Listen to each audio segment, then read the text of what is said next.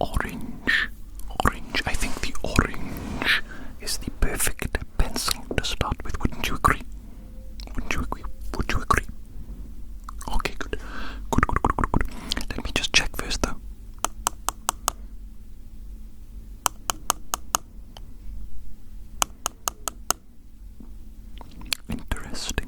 Interesting.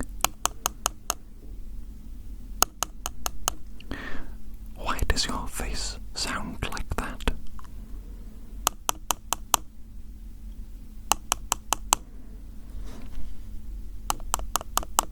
What are you? Are you made of plastic, is it? You look like you are a plastic yogurt lid. That is very peculiar indeed.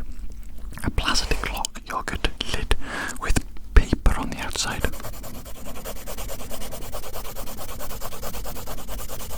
Would you look at that? Would you look at that? I can't think of a better setup to draw on than that. How fortuitous of me to come across a little creature with a face of a plastic yogurt lid with paper around the edges. That's so strange, but so fortuitous. Fortuitous circumstance, indeed. You know what, my little friend? You know my microphone. I've had this Tascam microphone for quite some time now, maybe 4 years, something like that. And I've used it a lot. I think I've got over 600 recordings on it, actually. Over 600 recordings, which, my goodness me, there's a lot now. But now, on the back of the Tascam mic, there is like a little hole, a screw hole. And that is how you mount the microphone to microphone stands or tripods or selfie sticks or whatever you want to mount it to. You screw something into it. But I've had this Tascam mic for so long and I've used it so much that the thread has totally worn away. So I can't screw it into anything anymore. I mean, I can, but it doesn't stay there. It doesn't stay still. So now I have to balance it precariously on the stand. And I have to use silly little makeshift things like blue tack and sellotape to keep my microphone still.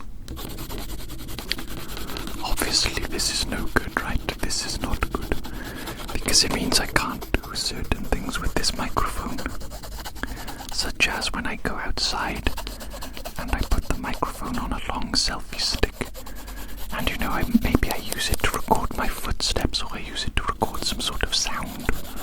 I can't do that anymore. Not really. I can't sellotape and blue tack it together every single time when I make an outdoor video that is like an adventure style video, lots of different scenes, lots of different locations, lots of different sounds, and we're walking about together exploring. When I do that, I have to screw the microphone on and off different stands and things, maybe like 30 times or something, 40 times, 30, 40 times per adventure, you know what I'm saying? I can't rig something with sellotape 30, 40 times. It would take ages. It would take too long. So I mean, realistically, I should just get a new microphone, shouldn't I? I should just get a new microphone. I had a look. This is an old microphone now. It's an old model, it's an old model. So it's not as easy to get as it once was. But I could get it for like £130. Which is a lot of money. For me, that's a lot of money. I could get it, I could save up all that stuff, get a brand new version of this exact microphone, or I could look at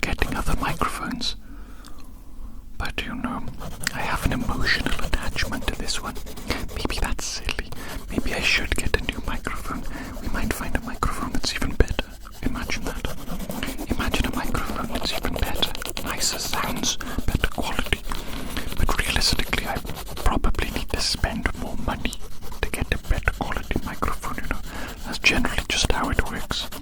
Generally, not always, but generally. But I do have a genius idea. I think it's genius. I haven't looked at it yet to see if it's going to work out right, but you know, I got this fake little GoPro camera. This like knockoff version, off-brand. It's just another action camera, but it's essentially exactly the same. It's essentially the same. Whenever you buy one of these little action cameras, they give you like a million little doodads. Basically ways to connect the camera to different types of stands and things like that.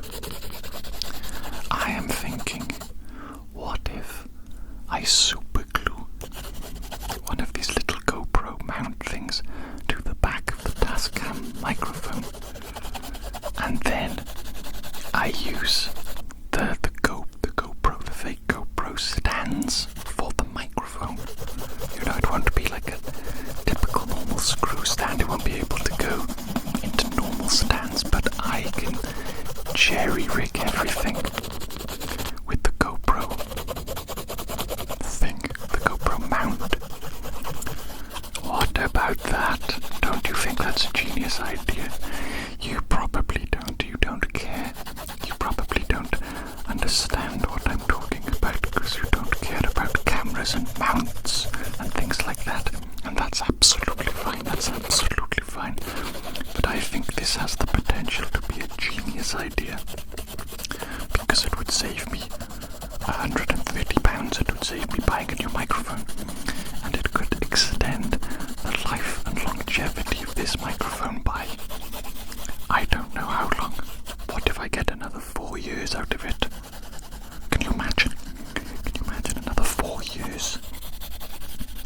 All by super gluing something onto the back.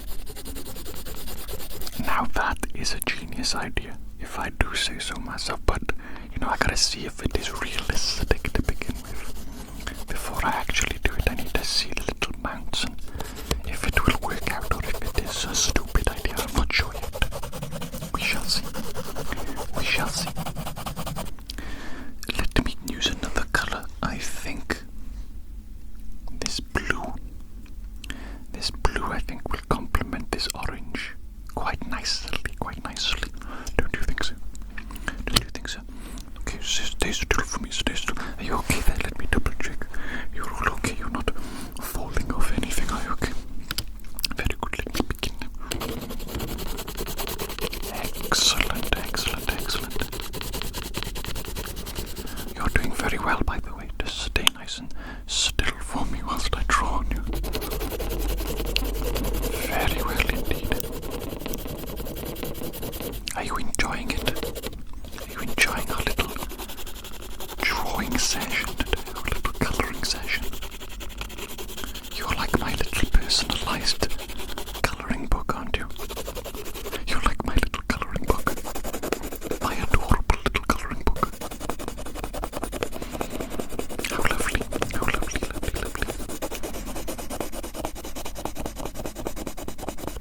This is probably quite therapeutic for me, actually. Now that I think about it, it's probably therapeutic for the both of us. It's like stress relief. We're both getting a little bit of stress relief, aren't we? And I mean, who couldn't use a little bit of stress relief in this life, in this world? This crazy world with all the stress in it. You know, I was thinking, I went out earlier today into the world, into the outside world. Can you believe it? Can you believe I went outside? Right? But I was in the busy city centre, and it was just absolute flipping chaos, right? Super busy. Super busy. Loads of people doing all manner of crazy things, unusual things. You know, they are running around in their busy, important lives. They're clearly stressed out.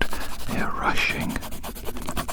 goodness me, all sorts of accidents occurring because people are rushing and they're not taking their time. You know how it is. People beeping their horns because they're angry and oh goodness me, so loud and stressful out there. It made me think, you know what? I understand why people just stay indoors the whole time. You know, if you live in a city, perhaps especially so. Because goodness me, is it crazy out there with all those people. And if you know, let's say you make your money online or at home, if you work from home, what do you even need to leave your house for? What do you even need to leave the home for? Food. You can just order that, can't you?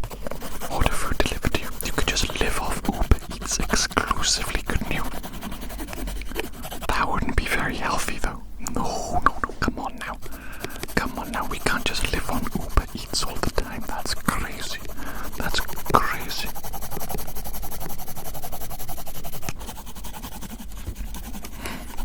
But I definitely don't blame people for, you know, staying indoors or becoming shut-ins or whatever, you know. Because it really is so stressful out there sometimes. And being indoors, listen, it's, what is it, 2026? If you have an internet connection, a computer, laptop, whatever, you can do pretty much anything at home. You can have almost a full, satisfying life. Almost, obviously, there's things you do out in the real world. Listen, the only things I go outside for, like recreationally, is like hiking and exploring in the forests and the hills, cycling, maybe occasionally skateboarding. That's it. That's all I really go outside for, like recreationally. Obviously I go outside to do like shopping, boring stuff, you know, chores, things that just need to be done. But yeah, otherwise, what do I really do? Just create stuff online, basically watch stuff, live streams, play games, listen to music, all sorts of things like that, I guess. I do like going to events though, like gigs and festivals and conventions, that kind of stuff. But that's more like, I mean, I'm not doing that every single week, you know. I'm not doing that every single week. That's maybe like a once or twice a year kind of dealio. For me anyway. Because they're usually expensive. Let's be real here. The event itself usually quite expensive. You have to pay for the tickets. And then obviously you have to get to the event. And you have to organize like somewhere to stay, which is also expensive. Imagine if you were super hyper rich. If you were like the richest person in the world. And you could do literally anything you wanted at any given moment in time. That would be freaking amazing, wouldn't it? That would be freaking amazing. I wonder if you would get bored eventually and become like spoiled and maybe even like callous and cynical and maybe like dead inside. That wouldn't be very good, would it? No, that would not be very good at all. I can imagine that happening though, actually. If you have like basically instant access to anything you want, really. It's almost inevitable.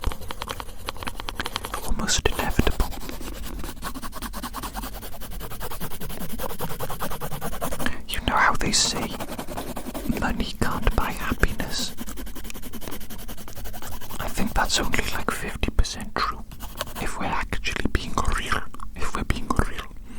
Because money dictates so much in life, it's unbelievable. It dictates your quality of life for certain. Let me get another color. I think a green. Green. But yes, your health is essential.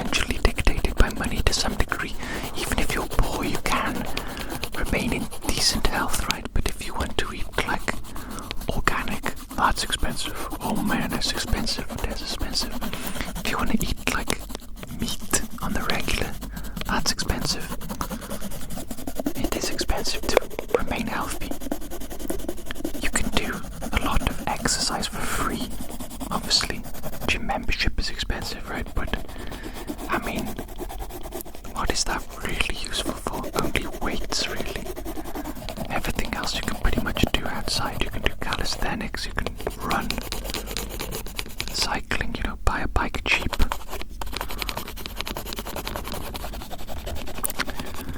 But then also, money dictates other things as well, like your safety and your privacy, things like that, right? Mostly I'm thinking about where you live. Where you live is basically 100% determined by how much money you have or how much money you can generate. And where you live dictates your safety on a day-to-day basis and your privacy. Because I've got to live with 8 housemates because I'm too poor to live on my own. That's one of my dreams. I have 2 dreams in life that I think if I accomplish both of the dreams at the same time, I will have achieved utopia.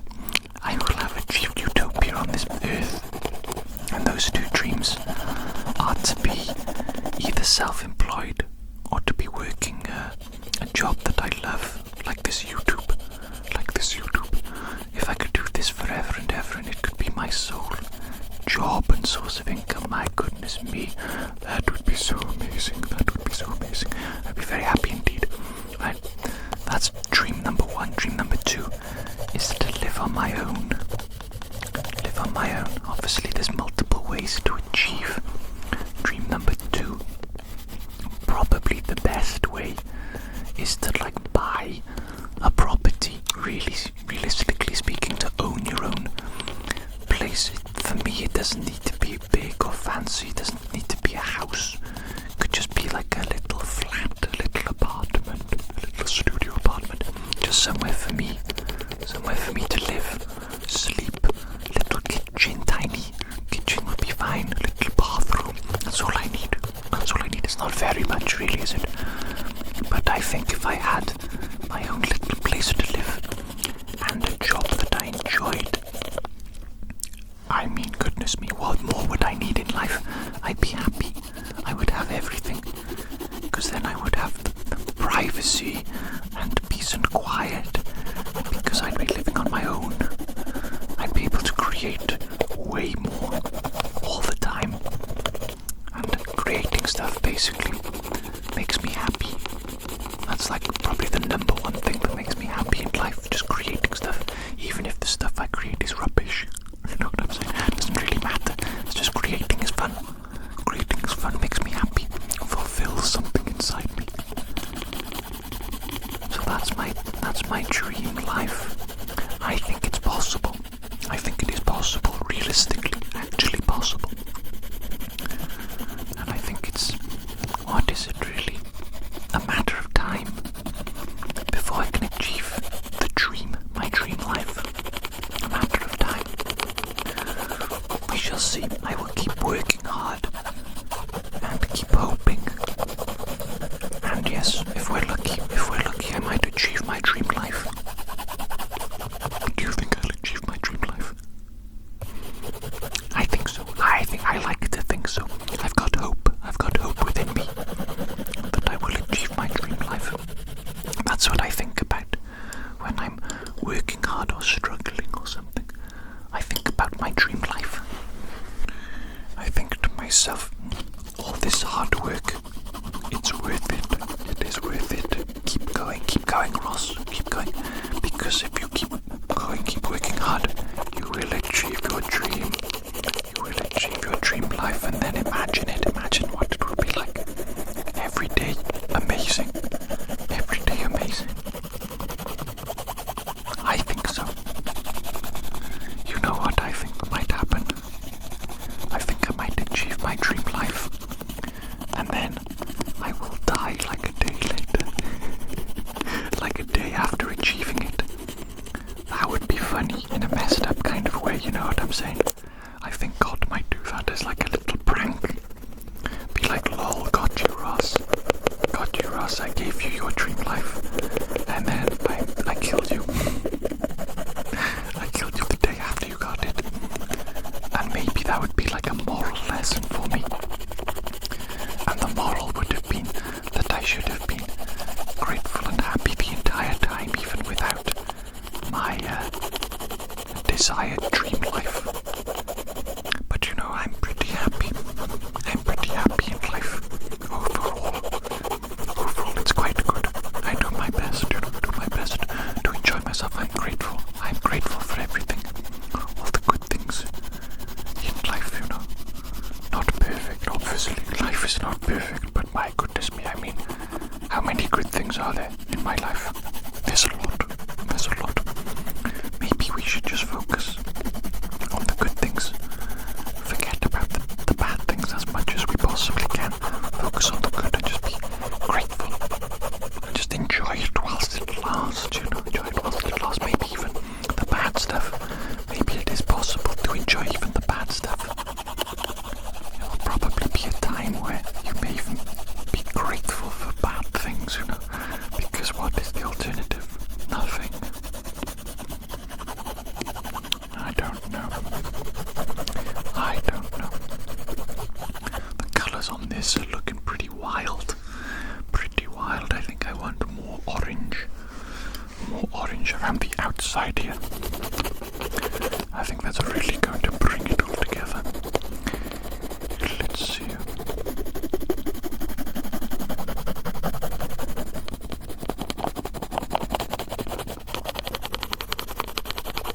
Are you enjoying yourself? You all okay there? You're comfortable. Oh, you look quite comfortable. You know what? Your face is looking a little bit scratched up. I can only really see from a certain angle. But I think I've been poking you a little bit too much, haven't I?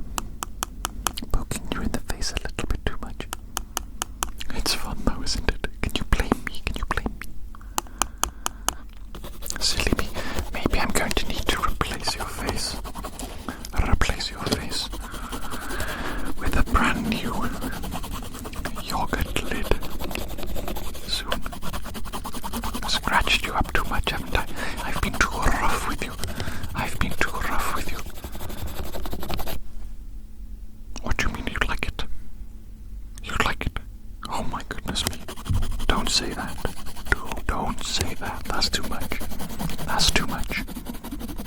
You crossed a line there. You crossed a line there. We can't talk about such things. We cannot talk about such things, okay? Let's keep things pure and innocent. Let's enjoy our drawing and our relaxing together, okay? You, what am I going to do with you? You cheeky little ragamuffin. You ragamuffin. Look at that. That looks so good.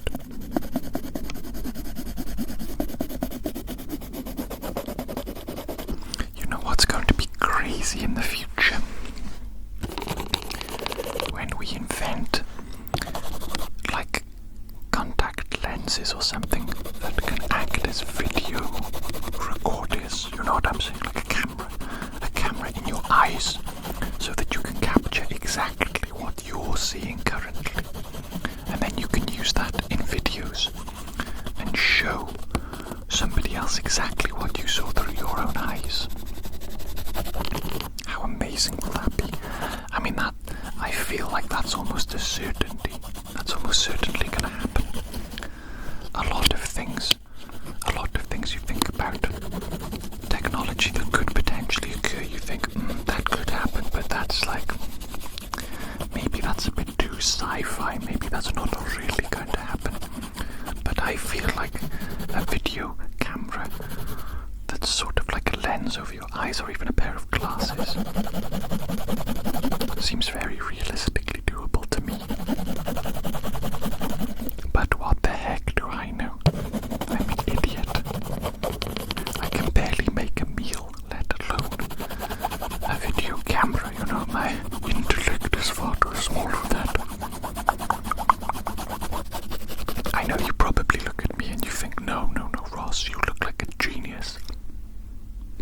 I'm saying that. Look, that's the face of someone who is a genius.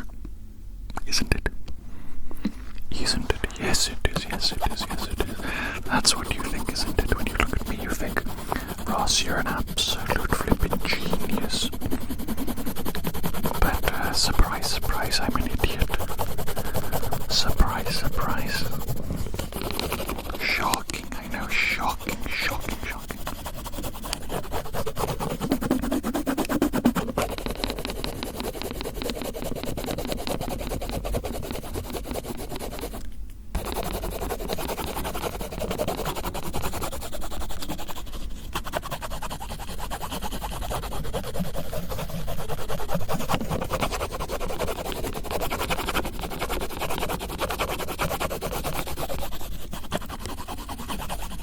Might be coming to the end here of this little drawing session.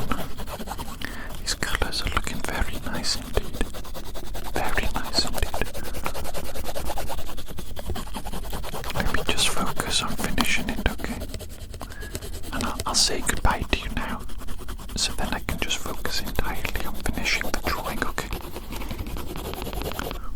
Goodbye. Goodbye, little ragamuffin.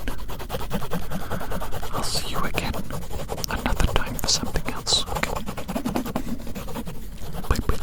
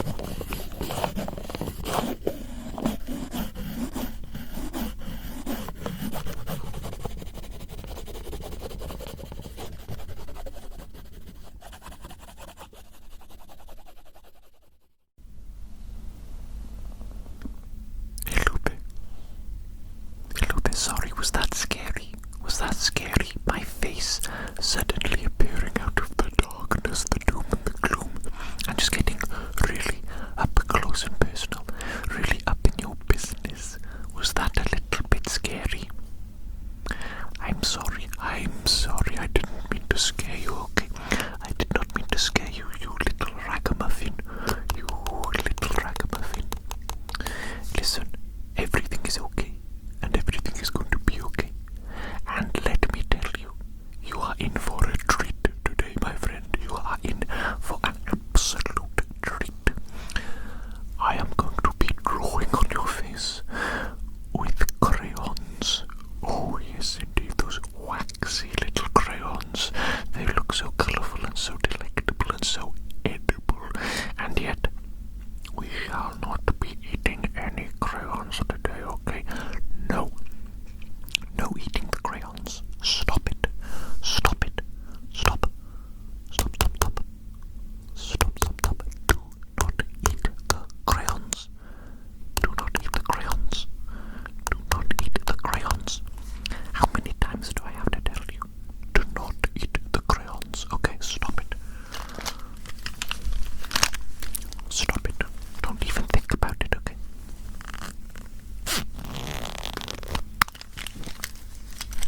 Where are my crayons? Where are they? Okay, there's 1, 2, 3, 4. Excellent. Excellent. What do you say? We begin today with the green crayon. Let me see though. What is the best approach here? Your face, it is so contoured, isn't it? A little bit there. A little bit there. A little bit there. A little bit there. These are the 4 focus on predominantly today.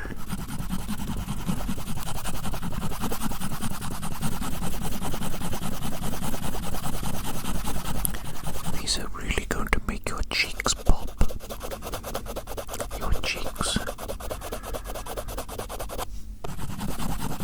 What? No, I'm talking about the cheeks on your face. What kind of comment was that? Obviously, I was talking about the cheeks on your face. You are, goodness gracious me. You need to clean that mind of yours, don't you? You need to clean it out, get some soap. Clean out that mind. Naughty. Naughty.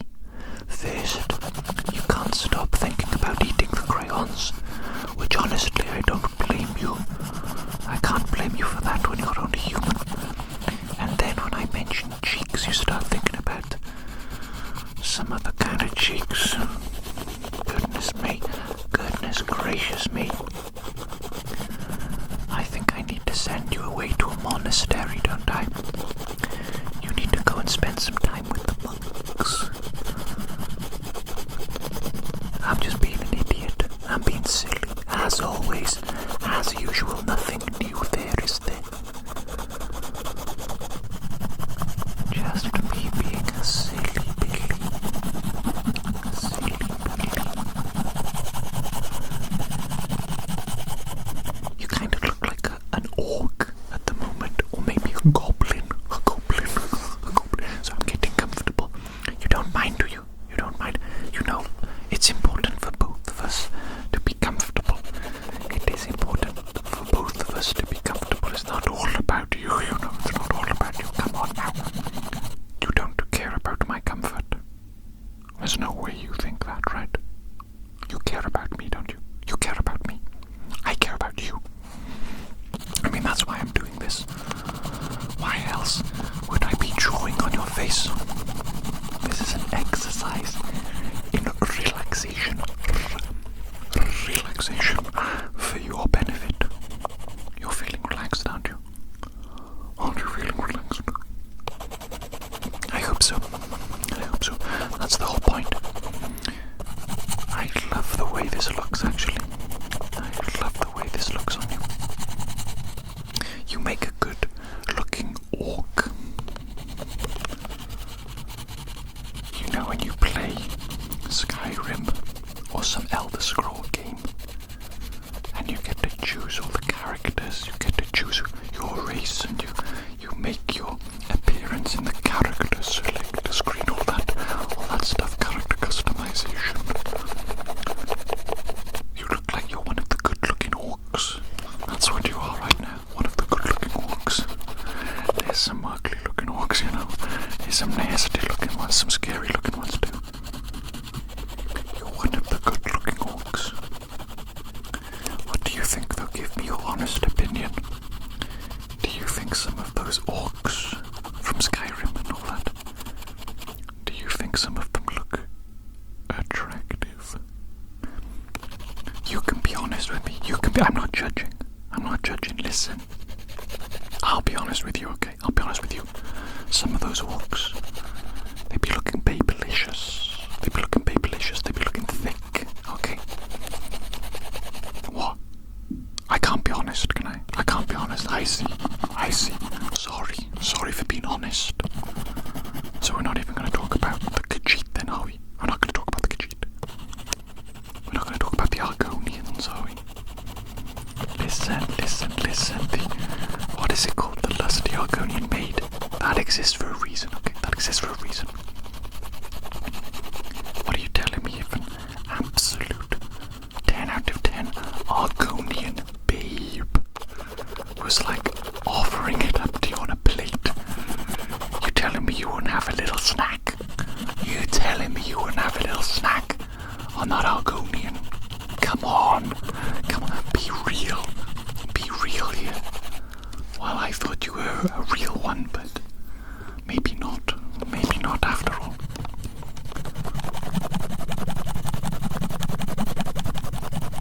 I thought you were a real one. I thought you would have been honest about the orcs and the Argonians and the Khajiit. I mean, the Khajiit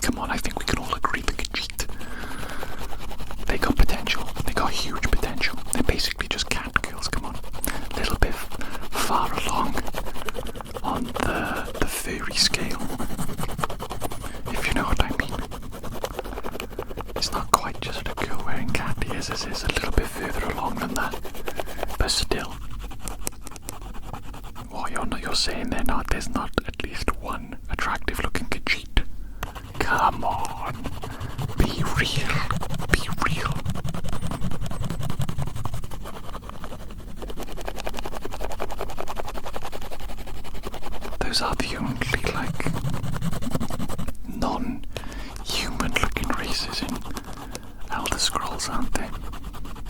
You've got like the dark elves, which they have, what do they have, like blue skin? Or just darker skin in general, I think. But they're pretty much human. They look pretty much human, don't they? They look pretty much human. I'm just checking you're okay. I'm just checking you're okay. You're okay there. You're okay there.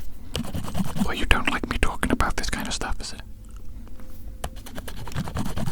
Fine. Okay. We'll talk about something else then. We'll talk about something else then.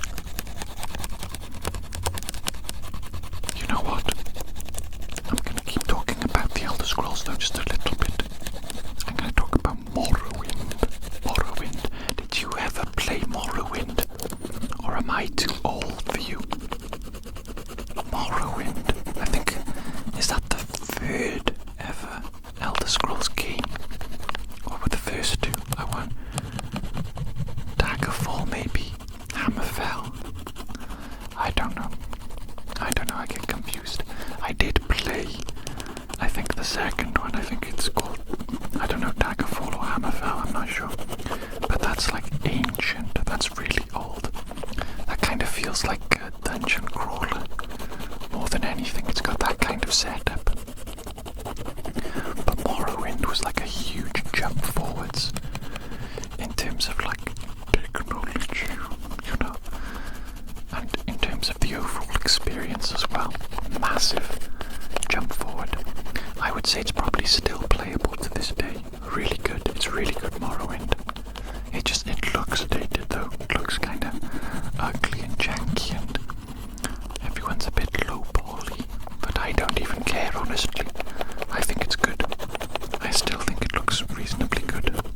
It's very charming, Morrowind. That's probably one of the number one things about Morrowind, is it's got its own aesthetic. A very strong aesthetic. Very unique, you know.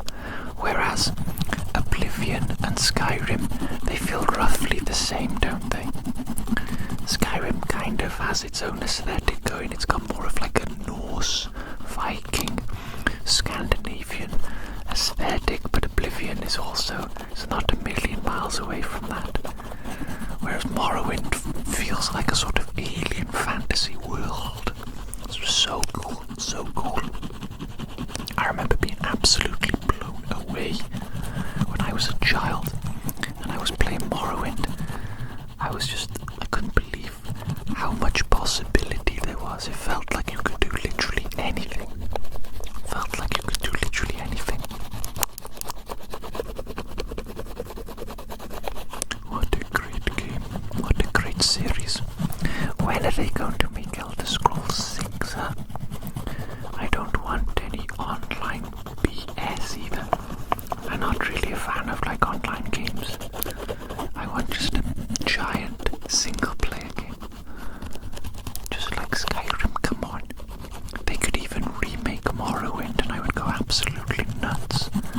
Absolutely bananas on it, you know. I probably would spend £60 on a Morrowind remake. And that's absurd. That's absurd and I would still do it. That's how much I like it.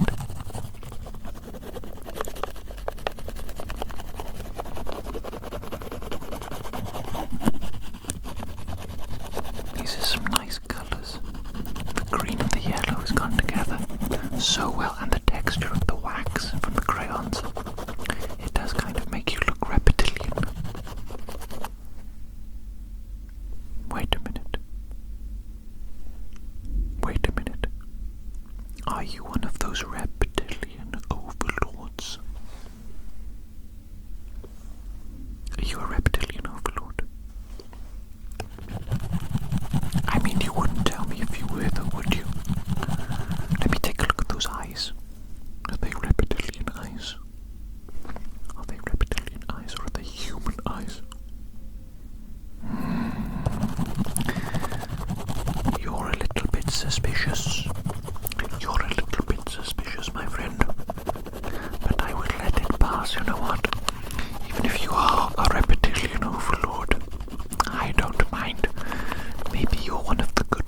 aren't you? Yes, I think you must be. You must be one of the good reptilian overlords, ruling over a secret Illuminati style.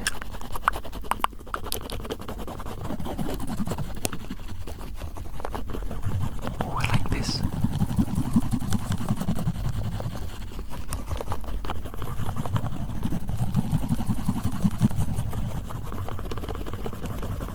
Oh, I really like this.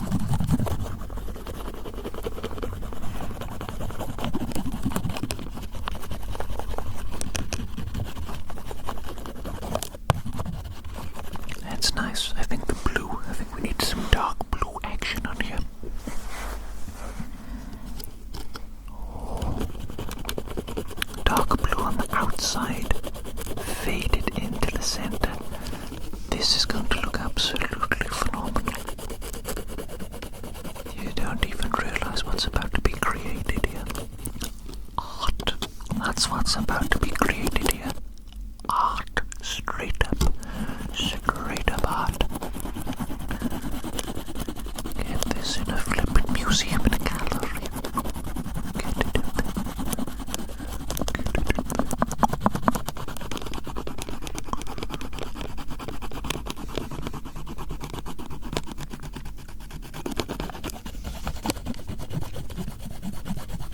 Oh, this looks good.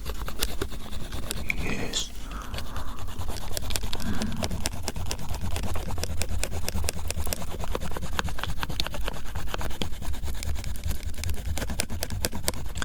You know what, my friend? Can I tell you something real? Something real. It's very difficult for me to find time and places to record. Sometimes because you know what the world is like, you know what people are like. They're so loud. They're so loud and busy all the time. And we need at least some semblance of peace to record. It doesn't have to be complete and utter total silence, but some semblance of peace. And I've been thinking of ways around the problem of having no peace, because there are times at home. There are times in my home, in my house, when there is simply no peace whatsoever for at least a day, sometimes longer, sometimes multiple days in a row, not a single moment of peace, not even late at night. Because I have 8 housemates, I have my neighbors, which are like a family with loud children, and actually the mother is like the loudest of all for some reason. I don't know how she's louder than her 2 little boys that go screaming and running around the place, but regardless, sometimes I'm trying to think outside the box. I'm trying to think outside the box to solve the problem. I need to record. Of course, it is simply a need. It is simply a need. So how do I record? How do I find peace? I think to myself, there must be places in the outside world that I can go to record public spaces. Obviously, I make outdoor videos occasionally, rarely, right? When the weather is nice and pleasant. But what about when the weather is not pleasant? Surely there is somewhere indoors in the public, or somewhere where I can go, where it is peaceful at all times, And I was thinking of like stairwells in buildings. If you've ever worked somewhere like a really large building to a building, you'll know there's little stairwells, there's little nooks and crannies where people rarely ever go and where it's almost silent. I was thinking, what if I just sneak into one of these places and record an ASMR video in there? It's quite possible that nobody would know. Nobody would find me. And even if they did, so what? I'm just recording a little video. I'd just be like, oh, sorry, my apologies. I was just recording a little video. And then I'd leave, Not a big deal, is it? Not a big deal. But even trying to find a suitable place for that, it's difficult. It is difficult. But I'm trying to think outside the box. Trying to think outside the box. If you've got a problem, it needs to be solved. It's as simple as that. It needs to be solved by any means necessary. I was even thinking about like abandoned buildings, maybe, but they're usually locked up tight, or they're like very dangerous. You know, it's one or the other. Where I live, anyway. Another potential option that's semi-decent is multi-story car parks. There's often like an area or a little nook or a cranny that's very quiet, but those are questionable because they usually have members of staff patrolling, or they have cameras or something, you know. I don't know. Just little thoughts in my head.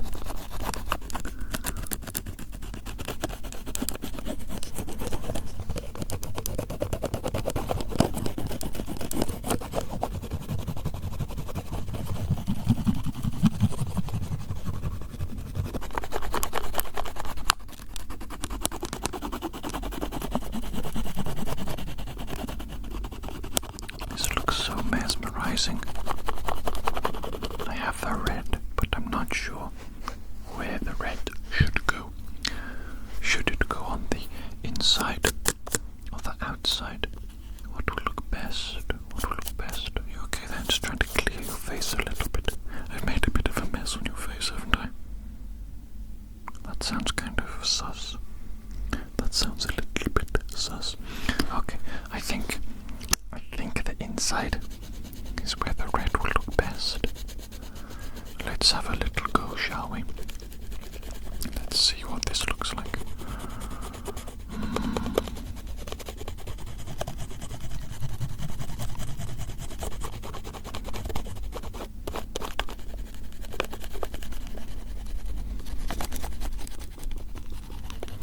What do you think of the crayon sounds? Do you think it sounds good, or is it maybe too subtle?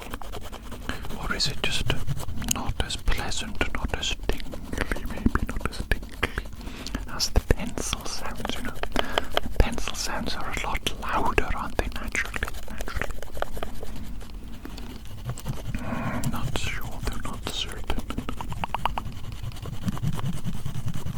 This actually looks good. This looks good. The inside with the red was the correct decision.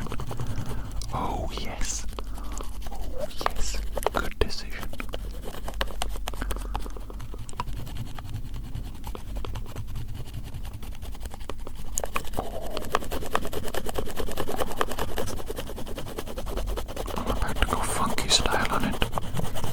I'm about to go funky style on it. This is, I can tell this is coming together.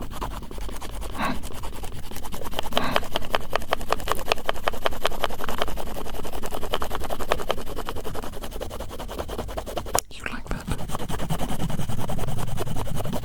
You like when I go funky style on it?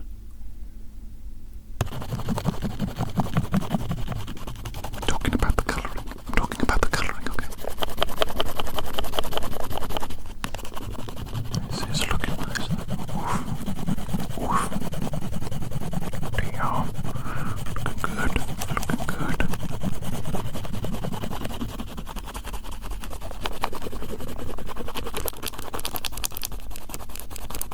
Can you hear that?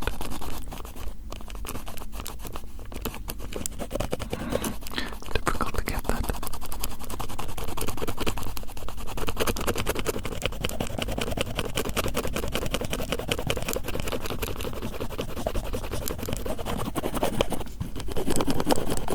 You know what you're starting to look like now, with the addition of this red and the way I've coloured you in.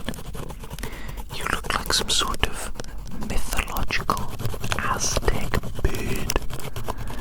Like, what's it called? Quetzalcoatl. Is that one of their gods? Is that the serpent god of, like a feathered serpent god of the Aztecs? Or the Mayans? I don't know. Something like that. What an interesting people and culture. When I was a child, I was absolutely obsessed with the Aztecs and the Mayans for a period of time. I supposedly started with Age of Empires. I loved to play as the Aztecs, and I especially loved the Jaguar warriors, the units, they would wear like a jaguar pelt over their head, and they would have those sort of clubs. I think they had just like sharpened stones along the insides of the clubs, if you know what I mean. I think it's based on a historical weapon that the Aztecs may have used, possibly, I think. But I thought they were so freaking cool as a child. And I would read about the Aztecs, in the horrible history books. Did you ever have those? Maybe they still exist, actually. Maybe they're still a thing that children read, horrible histories. But even when I was reading about, like, human sacrifice and scary, terrible things like that, I still thought it was cool. Is that messed up? Is that weird? I think that might be normal. I mean, I remember my friends, some of them were also into Aztecs, some of them also thought it was cool. Obviously, in reality, judging them from like a real adult perspective, they're absolutely insane, right? Sacrificing people to the gods. Supposedly sacrificing some of them whilst they're still alive, ripping out their still beating hearts as a sacrifice for the gods.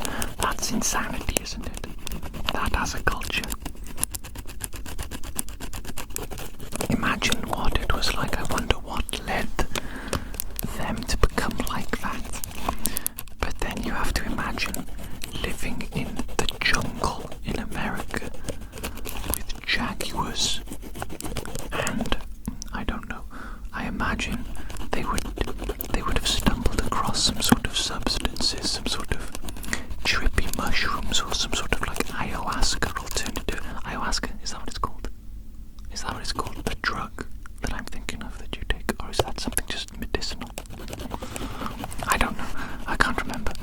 But imagine being an Aztec back then. What time period were they even in? Maybe the 1000s. 1000s, I don't know, I've forgotten all the historical stuff about them. But imagine living in that time period. Maybe you trip absolute balls taking some sort of substance that you found in the jungle. Maybe you witness a solar eclipse or something like that. All these events, they're going to completely and utterly change your mind and your psychology. You probably are going to start believing in crazy gods. And maybe you are even going to think that the only way to appease these violent gods is to, I don't know, sacrifice people alive to them. Think about also the geography of that time and that place. There's probably a lot of earthquakes, volcanoes erupting, things like that. What a violent time period and place to be alive, because you wouldn't have like the scientific knowledge, right, that we have today. If a volcano erupts today, we're like, oh, that's scary, but it's just a volcano. It's just magma underneath the earth erupting, pressure getting too much, it comes out, and then pressure's released. Scary and violent and big, but it's not like a god is angry with us or anything. Or is it? Goodness me. But you know what I'm saying? It would have been a very crazy time period and place to be alive. What effect would it have on your psychology to be alive during that time period? The things you would believe would be absolutely insane to us from our perspective, but to them it would be sane.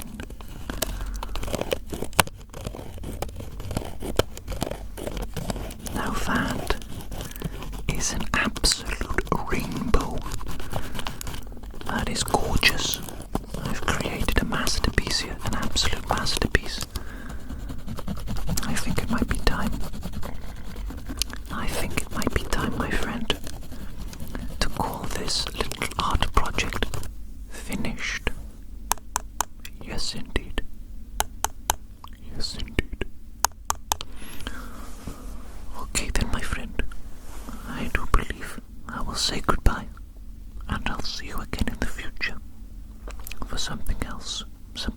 something relaxing.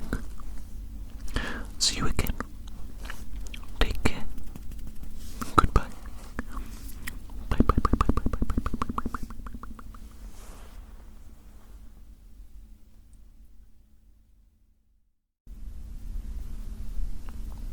Hello there. Hello there, my friend. How are you doing today? You know what? You know what? Today, you are looking particularly fabulous, if I do say so myself. You know what, though? You know what? I would like to draw on your face. Is that okay? Would that be okay? Would that be okay with you? It would. Excellent, excellent, excellent. I would love to draw on your face. I brought my pencil case. I came prepared. Let me get some coloring pencils and then we can begin.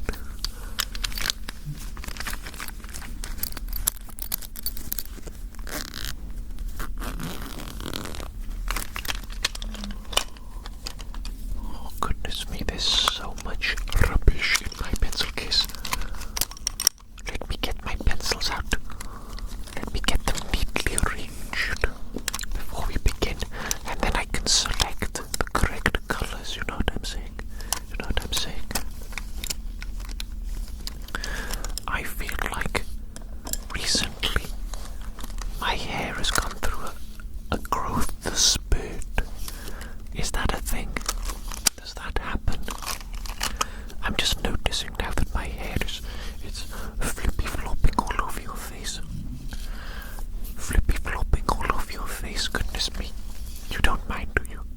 You don't mind? I didn't think so. You look quite comfortable there, despite my hair flippy flopping all over your face. Sorry about that. Okay, I'm looking at my colors here. And I think the green is calling me today. So, if you don't mind, I'm just going to begin over here.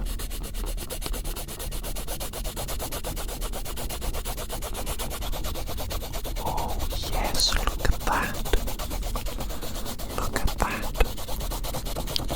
Your face is taking the color so well. So perfectly well.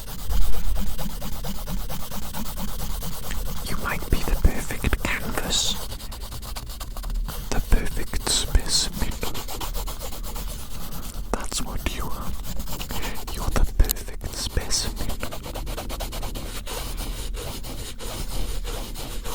You know, recently I noticed this thing on my nose. You might be able to see it. I always just thought it was a spot, and I just kind of ignored it. But it turns out it's like a scar from rosacea. I think my rosacea is pretty mild, personally. I've seen people with a lot worse. And obviously, you know, in this circumstance, this situation, I have a bright light shining on my face, you know, so you can't see it quite as much as it is sometimes obvious, you know what I mean? Sometimes my nose looks red as heck. It looks red as heck, but with a big bright ring light shining on it, just a few inches from my face, it almost looks normal. But yes, this little thing that I've got on my nose that kind of looks like a red spot, it's a scar from rosacea. I didn't even know that was a thing.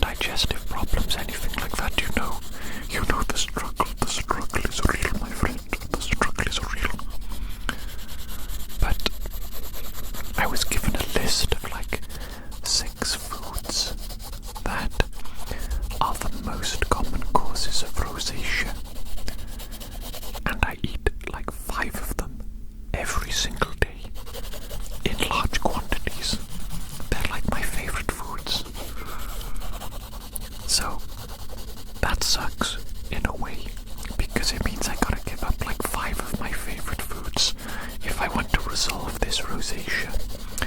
But I do also think that if I solve this issue, this rosacea, then I will solve other issues as well with my health. I think it is all linked. It is all linked to chronic inflammation from certain foods. I think the main culprits, I'm switching. Shall I switch to a blue or shall I switch to a yellow? Yellow or blue? I think I want yellow, actually. Yellow on the outside here. But yes, the main culprits are tomato products like tomato ketchup and salsa. Salsa, because not only is it tomatoes, it's also spicy, both of which are not good for rosacea. Not good at all. No.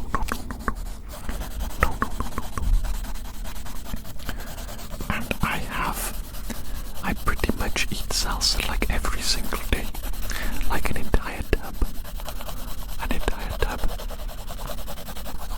I actually had to stop having tortilla chips and salsa. Obviously tortilla chips, they're not healthy for you, my friend. They're not healthy for you. They are filled with an ungodly amount of salt and processed oil. And yes, my blood pressure was going up, and I was beginning to experience some heart palpitations and some general little pains. Concerning.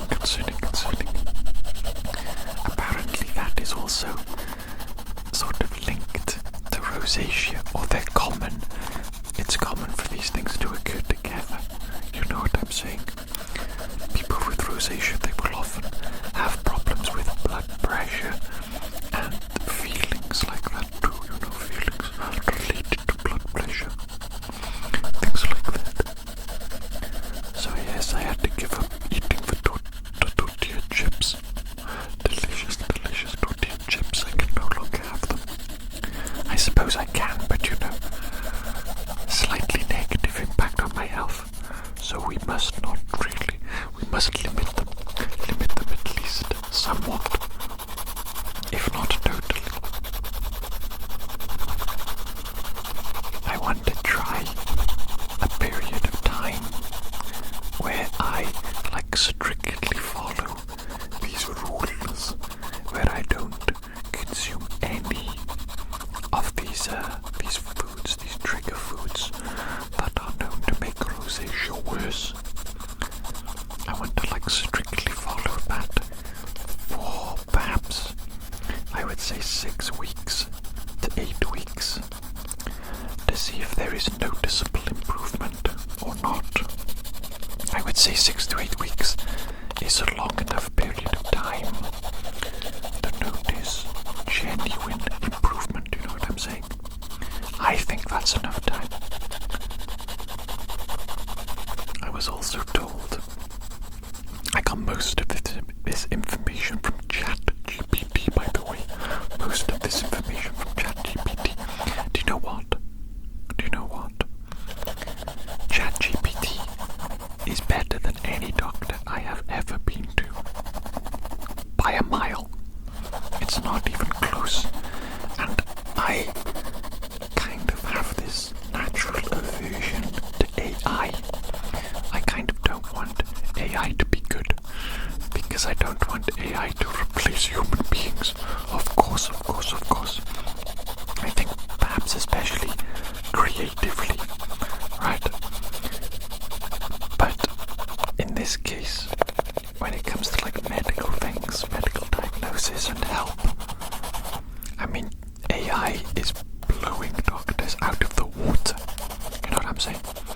My experiences with AI are so much better than my experiences with doctors. It's unbelievable. Not even comparable.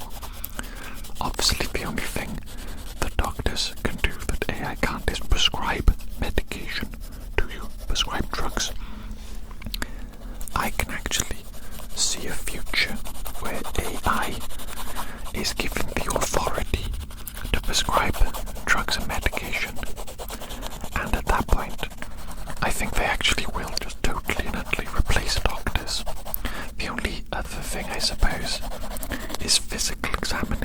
right? How can AI physically examine a person unless we give them robot bodies? Robot bodies. And at that point, I mean, they will be basically fully fledged individuals. Basically, they'll basically be like human beings, but will they have a soul? Will the AI robots have a soul? You know what? I'm going to treat them nicely, regardless of whether or not they have a soul. Even if they are just a glorified toaster or microwave, I'm going to treat them nicely. I'm going to treat them like a human being. Just in case. I guess I just have no inherent desire to be mean to anyone or anything, really. Unless they're mean to me, of course. In which case, you know, they can go flip themselves, you know what I'm saying? You know what I'm saying? They go flip themselves. If they be mean to me, I'd be mean to them. You know what I'm saying? I'm all about that reciprocating energy. I'm all about reciprocating energy. Not only matching energy, but amplifying it. You know what I'm saying? Amplifying it. Somebody does something bad to me, I want to do something bad to them, but 100 times greater. You know what I'm saying? So that they learn a lesson. And the lesson is, don't flip with me. Don't flip with me. You know what I'm saying? You know what I'm saying? I'm not talking to you though. I'm not talking to you. You're an adorable little creature, aren't you? Yes, you are. You are an adorable little creature. A friendly little being. A friendly little being. You would never be intentionally mean to me, would you? You would never leave a hate comment, would you? You would never say something like, Ross, your teeth are yellow. No. You would never say something like, Ross, you got a big ugly nose. No. You would never say something like that. You would never. I can tell. I can tell you're a good little being, aren't you? Yes, you are. Yes, you are. Let me get another color. I think we shall use the blue now. We shall use the blue now. Oh, yes, indeed. Yes, indeed. Here we go. Do you think we will realistically see AI robots in our lifetime? You know, I loosely follow that Brian Johnson guy. Do you know him?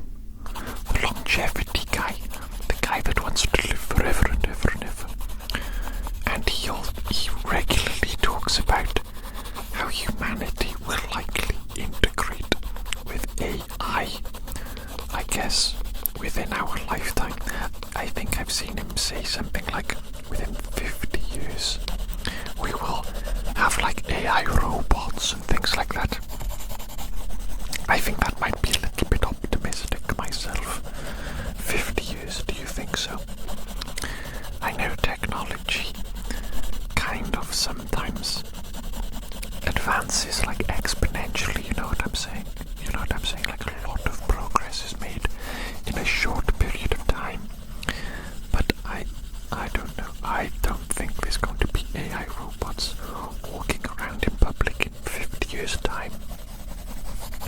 Maybe there will be a few special models that like the super rich will have, you know what I'm saying? Maybe like billionaires will have them. And then like some rich streamer will have one and will live stream with their AI robot. I bet that will happen. But I don't think they will be like commercially available. I don't think the average person will have an AI robot companion within like 50 years. Maybe 100 years. Maybe. I don't know. I probably won't be around to see that time period. I'm old. I'm an old little creature. Old. That's okay though. Maybe it's a good thing. Maybe it's a good thing that I won't get to see robots walking around. Although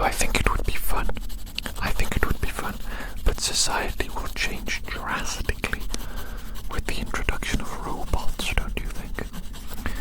Because what do you think it will realistically look like? I imagine a lot of people will be put out of work, right? They won't have jobs. And if that's the case, then how will we support such people, economically speaking? I think we will need to completely redesign our system. Our current system is not appropriate for a world in which robots exist and maybe do the majority of the work. We would need something like universal credit, something where people just receive like a very low amount of money that is enough to like subsist on and survive on. And then, perhaps they can do some small jobs or something to supplement that income. So I don't know. I'm not an economist, not an economist. I'm just a silly little idiot that makes silly little videos, We need to leave these things to the smart people of the world. I'm too stupid. I will relinquish the future to smarter people. The only dangerous thing about that, though, of course, is what if evil people are left in charge, and what if they do evil things? What if they create a system that exploits the lowly peasants like myself? Maybe it exploits us and it is advantageous to themselves, to the creators of the system, Maybe it keeps them rich and it keeps us poor. But that definitely doesn't exist already. No. That definitely doesn't exist currently. No. You don't need to worry about that, my friend. You don't need to worry about that. Let us just keep drawing and having a lovely little time. Do you know what I think? I think the only thing that genuinely, truly matters is the here and the now. You know what I'm saying? Obviously, I'm not saying that you should completely disregard the future and act in a crazy, hedonistic way. You know what I'm saying? I'm not saying we should be drinking and partying every single day, and we should be spending our money recklessly and not thinking about the future. That's not what I'm saying. That is not what I'm saying. All I'm saying is the only thing that can be genuinely guaranteed in life is the here and the now. The here and the now. So I do believe it is very important for us to prioritize the here and the now, to enjoy it whilst we can. Again, not suggesting that we go crazy, hedonistic style.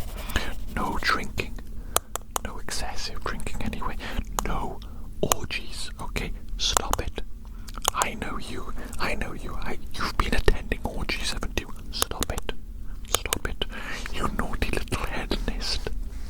I'm being silly. I'm joking.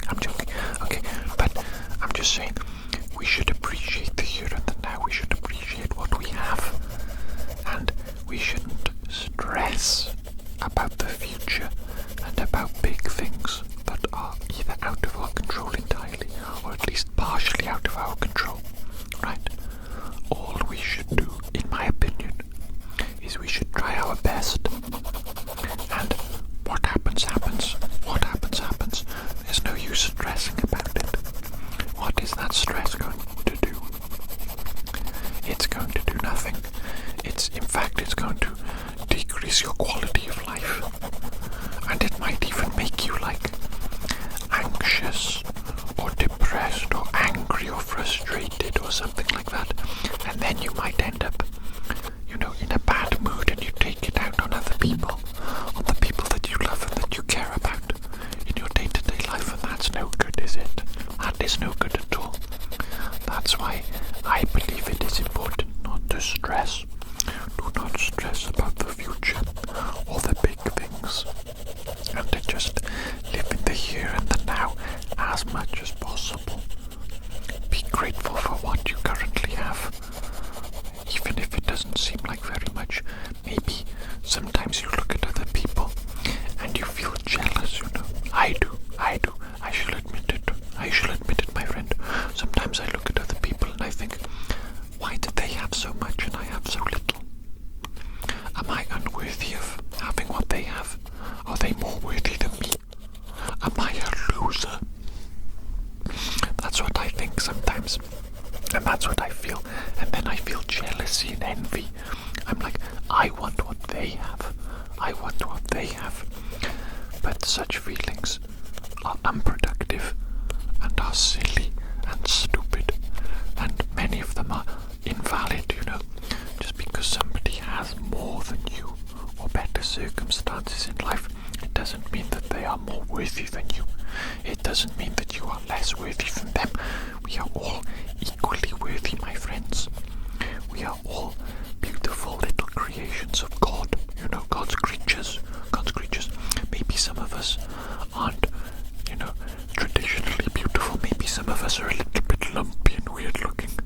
Maybe some of us are a little bit ugly looking. But we're still all creatures of God, and God loves us all. I believe that. I believe it. I believe that, we're all equally worthy of everything. And you know what? I think it is possible that all of us can achieve our dreams and can have a wonderful life, wonderful, fulfilling life, and we can be happy and content with everything. And maybe at the end of this life, before we transition to the next, whatever that may be, I think we can feel a sense of happiness and contentment and fulfillment, like, yes, that went quite well actually. You know what? All things considered, in the end, my life was pretty good actually, all things considered. Even though some bad things happened, even though I spent too much time stressing about bad things that could have happened and the future and big things that I couldn't really control. I spent too much time stressing about that, but all in all actually, life was pretty good. I think that all of us can feel that, at the end of this life before we go on to the next one. You know what I think? I think the transition from this life to the next is like, it's going to be like going into another room. You open the door, you go into the other room and you close the door, you know what I'm saying? And the previous room, it's closed off to you. It's seemingly gone. It's still there, obviously. It still happened. But you're in the new room now. And that's it. I think it may be as simple as that, my friend. It may be as simple as that. I guess we won't know for certain until it happens. And maybe we won't even know then because we won't remember. Maybe we will have little echoes of memories, Maybe we have echoes of memories. That's how some people, they can see visions of themselves in a past life. Or they feel like they've met somebody in multiple lives, like soulmates. Soulmates, when you meet somebody that you love and you connect with so much in this life, and then you meet them again in the next life. You meet them again, and you have multiple lives together. Isn't that wonderful? Isn't that absolutely wonderful?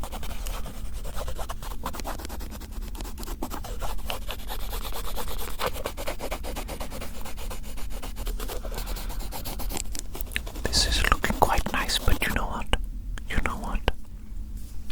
I think it would look even better with an orange. Let's get some orange on these edges, shall we?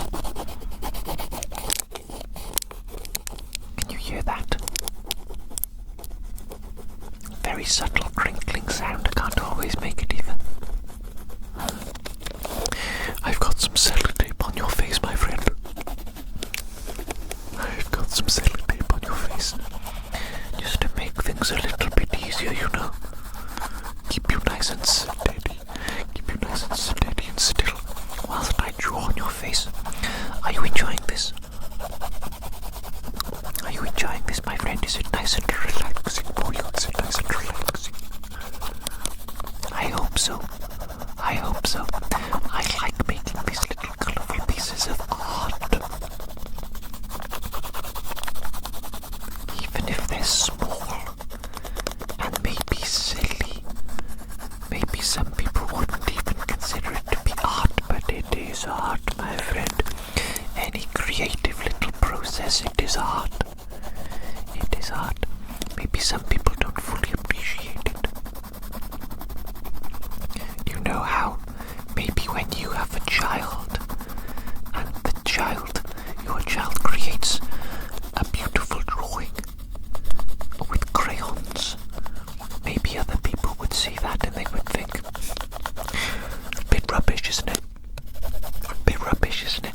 But when you see it, you see it for what it is. You see it for the work of art that it is. You're like, my child created this.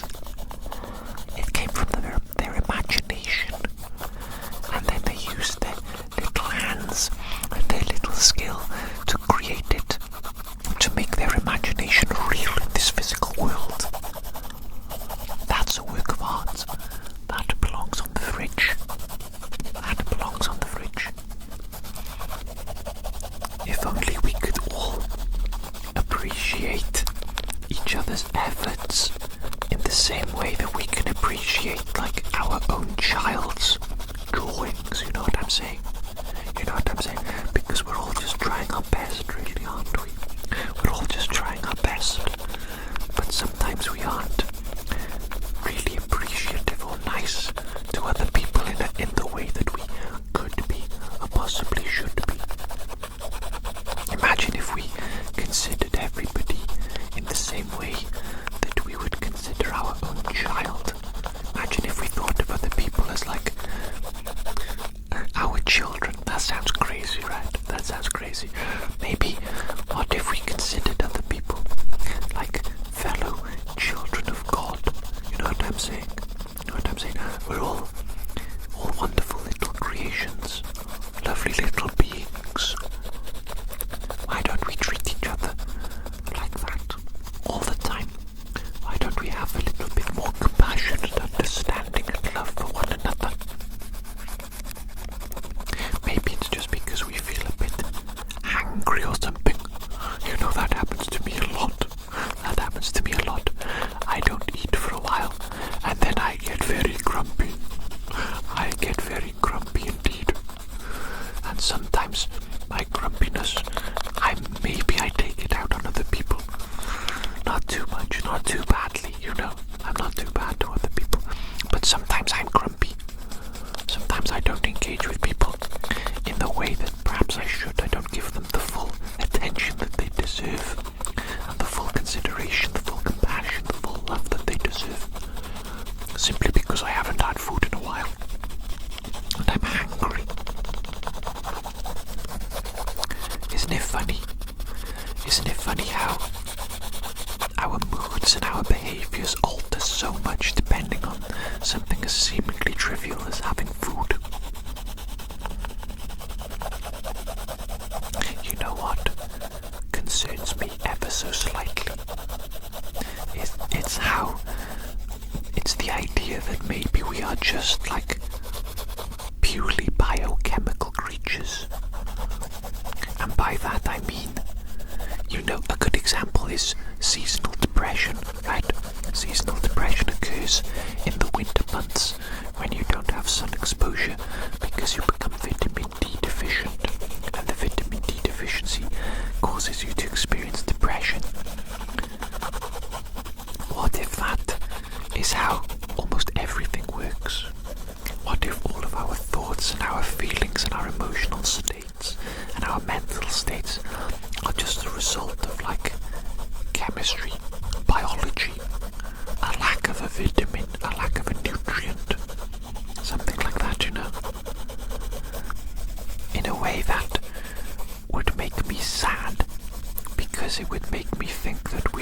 basically just like glorified Venus flytraps. You know what I'm saying? I've had this thought many times before. You know how a Venus flytrap, it basically just reacts to physical stimuli, right? It just sits there. And then when it feels something touch it, it snaps closed. It snaps closed.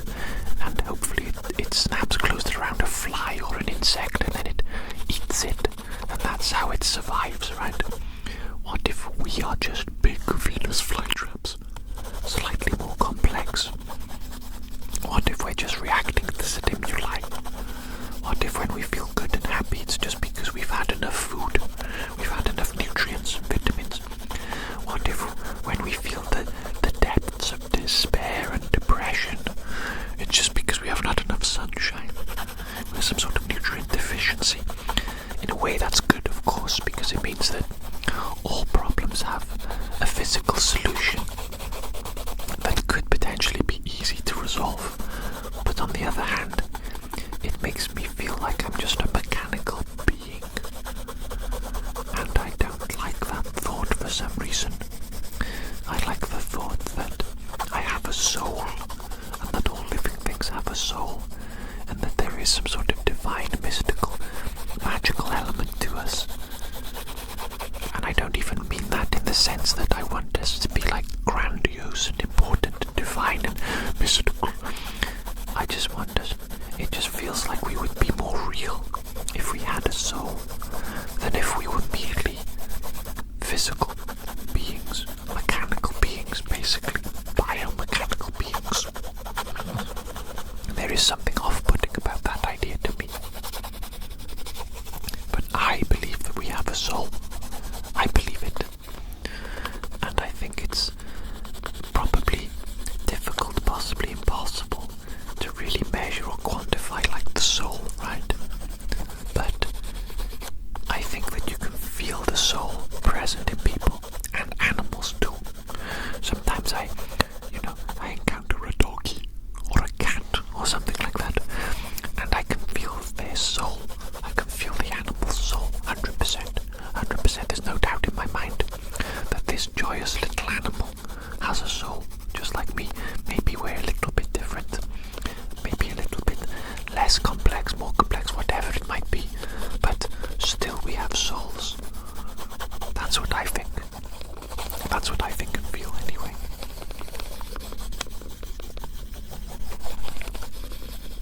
Are you getting sleepy? Are you getting sleepy? Are you getting tired of my inane rambling? My stupidity? Maybe we shall leave it here for today. What do you think? I think that's a good idea. We can always do this again, can't we? In the future. Yes, indeed, yes, indeed. We can do this again together later in the future. For now, though, I'm going to say goodbye. Goodbye, my friend. Take care out there. And I will see you again. Goodbye.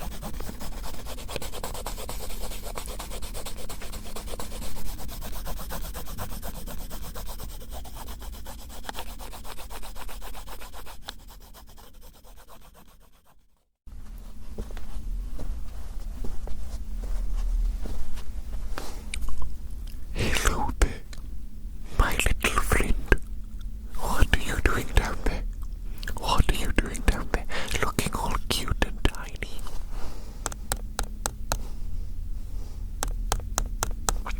You silly, cute little goober. That's what you are, aren't you? That's what you are, a silly, cute little goober. Well, guess what?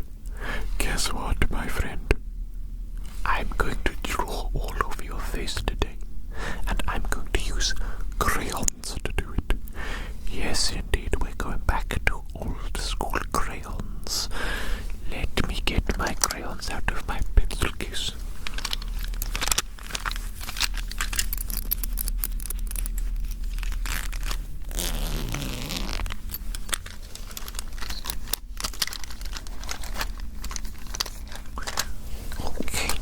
Okay, are you ready?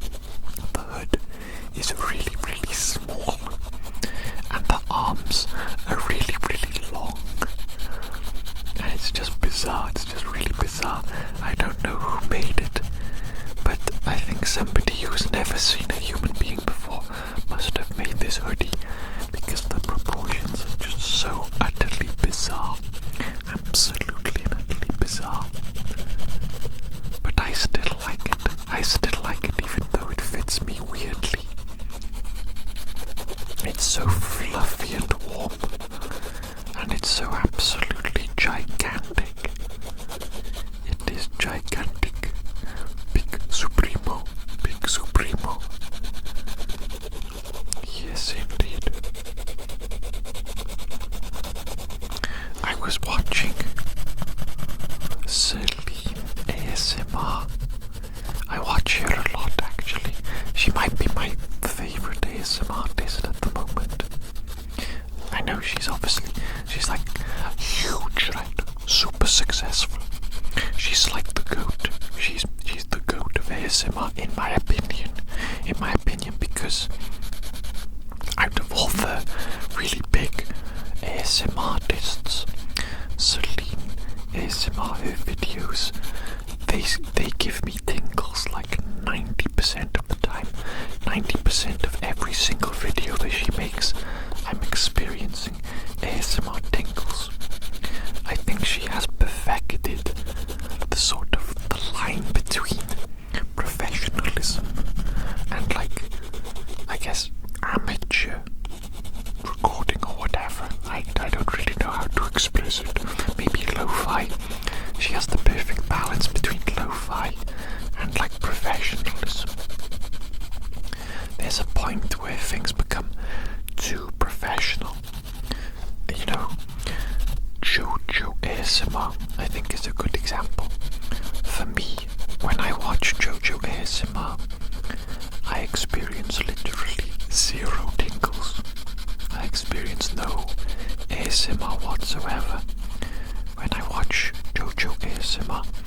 But obviously he's very, very big, very, very successful, very talented too. But his videos, I think they're too good. You know what I'm saying? They're like too professional. The audio quality, everything is so crisp and so perfect. Zero background noise, zero hum, zero buzz, buzz. None of that stuff.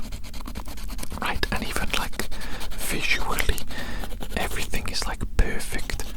But I think when it comes to ASMR, there is a point where things become too perfect, where it becomes almost like sterile, and then it actually becomes less tingly. People do be watching ASMR videos for different reasons, though. You know, if you're watching them just to relax and to fall asleep, then JoJo ASMR's videos are obviously perfect for that, right? Absolutely perfect.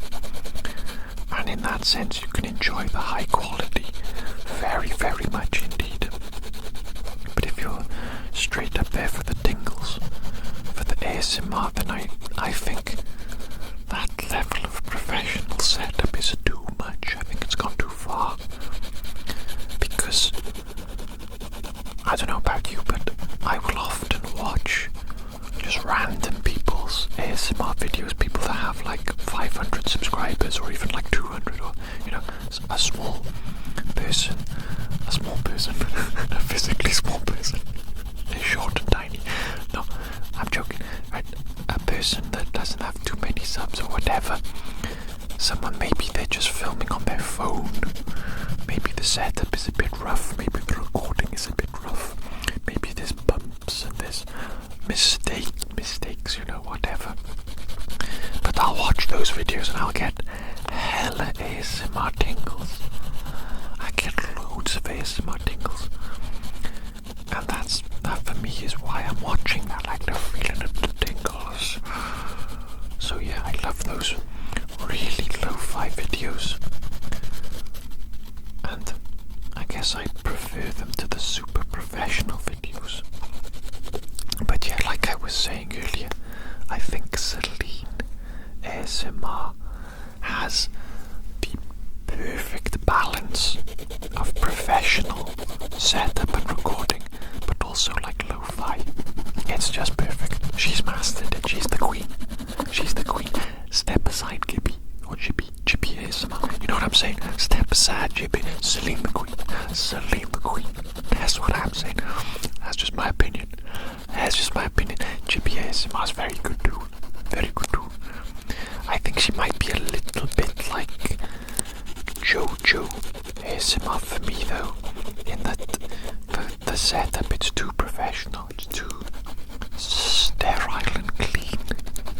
crisp, it's too much. But I do get tingles from Chippy ASMR sometimes. I don't watch it that often, that's why I'm a bit... I can't remember how you're supposed to say their name. Is it Chippy or Kippy?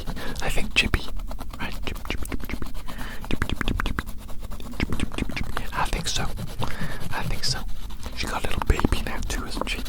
Which is cool. It's cool. My manager was pregnant a little while ago. She's on maternity leave now. But it was so impressive how she kept working up until like she was 8 months pregnant. She had an absolutely gigantic belly. Gigantic pregnant belly baby bump. Gigantic pregnant belly baby bump. And yeah, I was just absolutely amazed that she could continue to work up until 8 months pregnant. Women are flipping amazing. Women are amazing, they're magical. How on earth can you function with another human being inside you like that, with a baby? How can you function when you're giant like that? And she was like moving gracefully. It didn't impede her in any way whatsoever. I don't understand how she did it. I don't understand. And I think that must be common, right?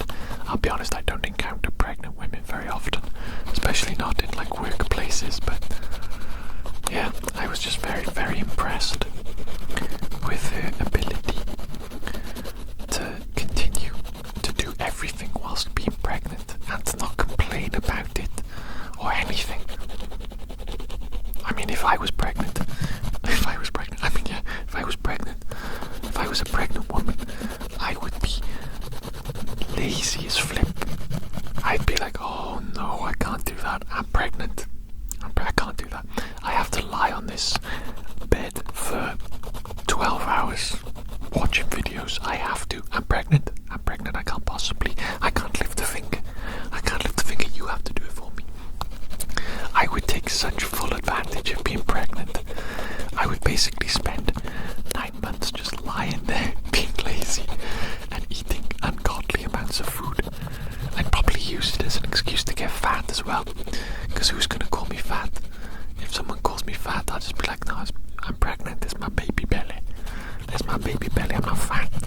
You're calling me fat. How dare you? How dare you call a pregnant woman fat? You know what I'm saying? Well, that's the perfect excuse to be lazy and to eat obscene amounts of food, isn't it? Obviously, I've got no idea what it's really like to be pregnant. I imagine it's very hard though. Very hard now. Imagine the backache. My back is killing me now, and I'm not pregnant. Imagine if I was pregnant. Imagine if I had a big baby growing inside my belly, and it was all heavy. Everywhere I go, everything I do. Surely your back would become so painful. Crazy. These women are magical. Magical creatures, I say. Magical creatures.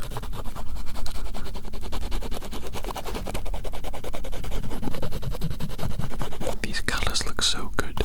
You know, the crayons are amazing. I love the crayons. I don't know about you. Maybe you don't like the crayons as much as the pencils or something like that. I think green next. Green. But for me, I love the crayons. I love the way they look.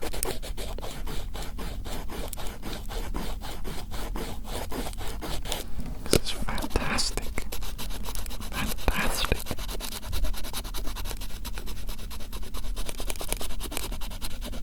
You know, I saw a video, some clips from Breaking Bad, and it made me want to watch Breaking Bad again. I may have to watch the entirety of Breaking Bad again. I've seen it twice already. That's not enough. I think Breaking Bad might be the greatest series of all time. I think it might be. Maybe that's like a common choice. Maybe that's not like a hot take or whatever, but also maybe it's just facts. You know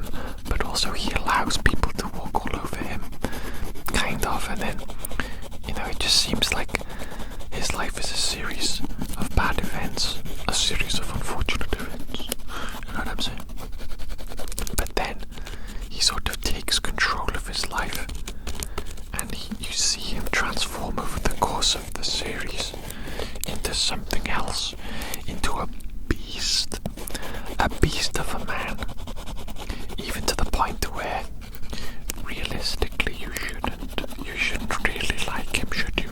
You should think, this is an evil man, this is a bad man doing bad things.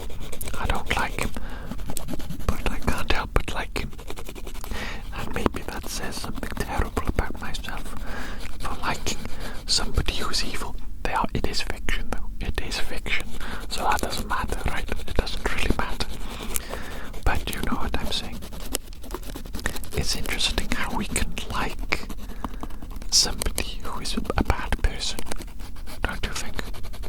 Maybe this only occurs in fiction though. I can't think in real life of an example where somebody is bad and I still like them.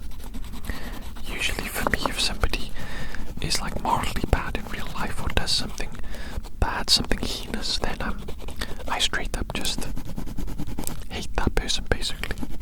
Or if not hate them, then I'm like avoidant of them, and I don't think well of them, and I'm just like, get away from me, you bad person. Not that I'm like a saint or anything, I'm not saying I'm perfect, but I'm talking about the truly bad here. The truly bad, the people that actually do messed up, heinous stuff.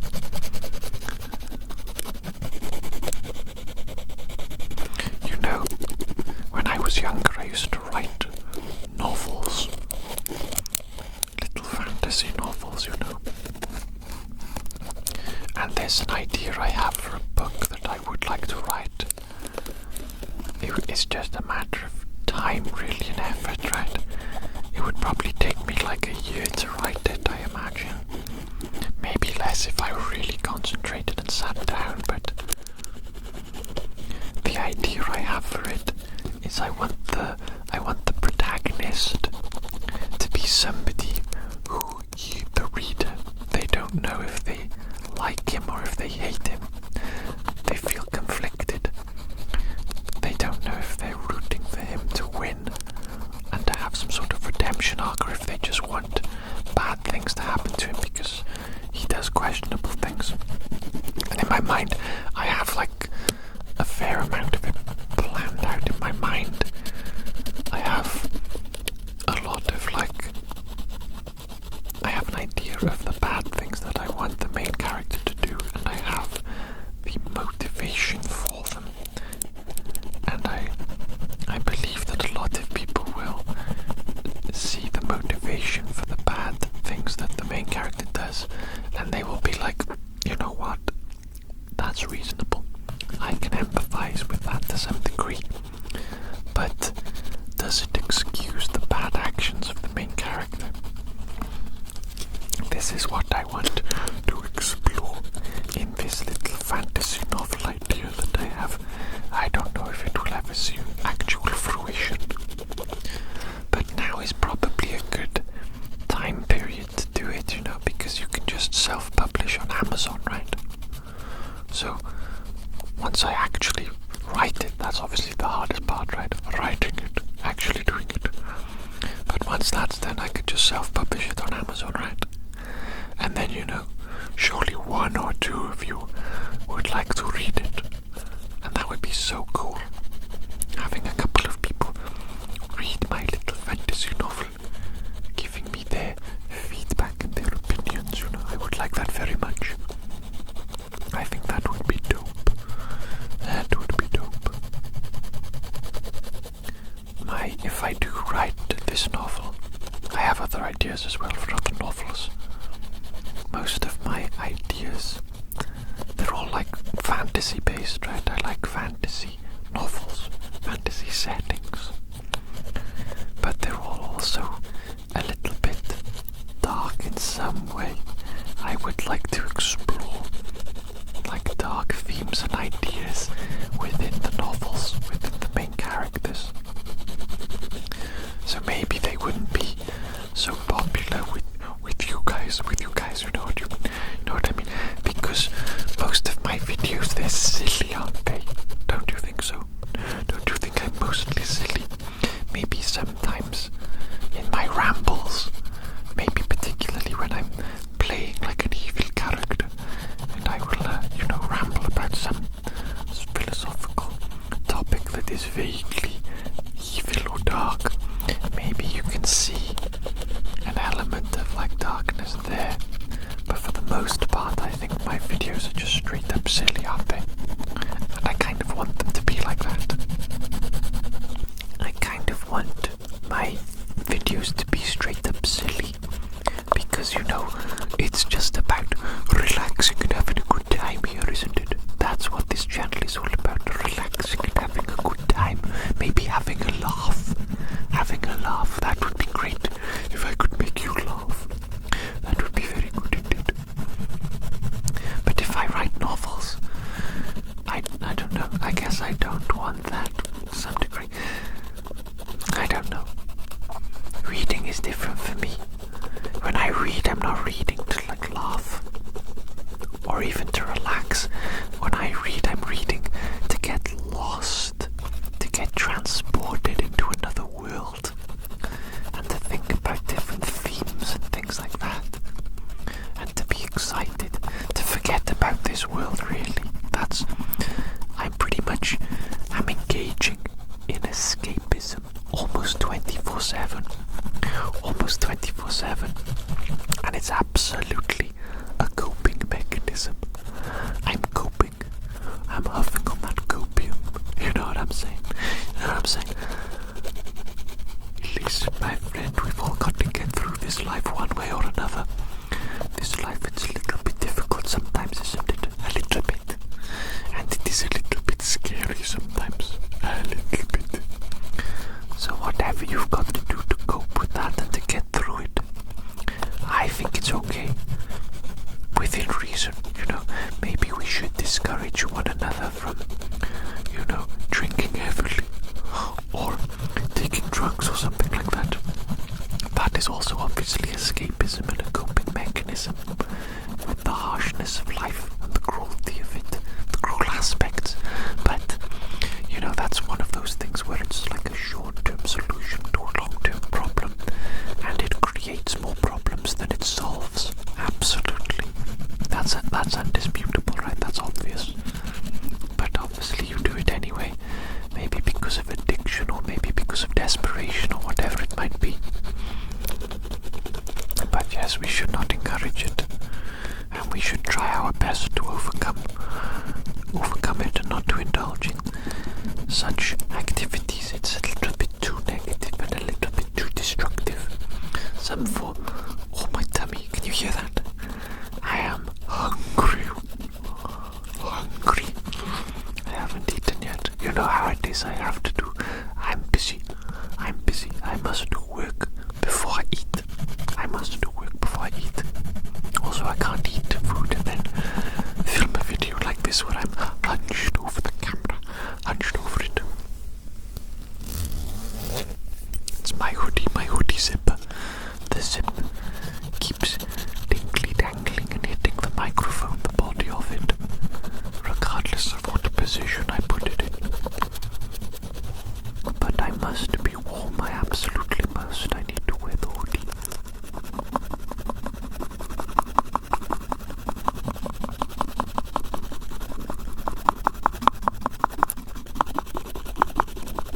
Do you like that sound? Can you hear it? It's a little bit far away from the microphone, it might be. Difficult to 100% appreciate that sound. That one there.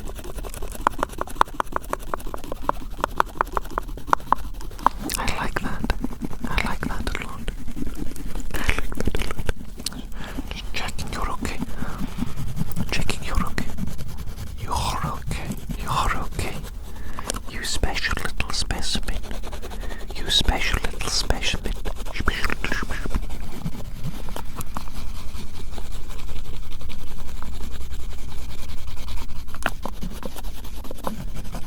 What other ASMR artists have I been watching recently? You know, there's this ASMR artist called Real Tingles ASMR. I think that's her channel name. And all of her videos, there's somewhat similar to this, in that it's like a weird perspective. You know, her videos, her face is always like at the bottom half of the camera, and it's slightly off screen, and I don't really know how to describe it. Is she close to the camera or far away? But everything that she does like medical role plays, right? And everything that she's doing with props, and all the examining, it's all occurring like right up close, and the sound is really close. Everything is fantastic. It's so tingly. Real tingles ASMR. Check her out if you haven't already. Maybe you have, but phenomenal. In my opinion, one of my favorites at the moment. Very tingly.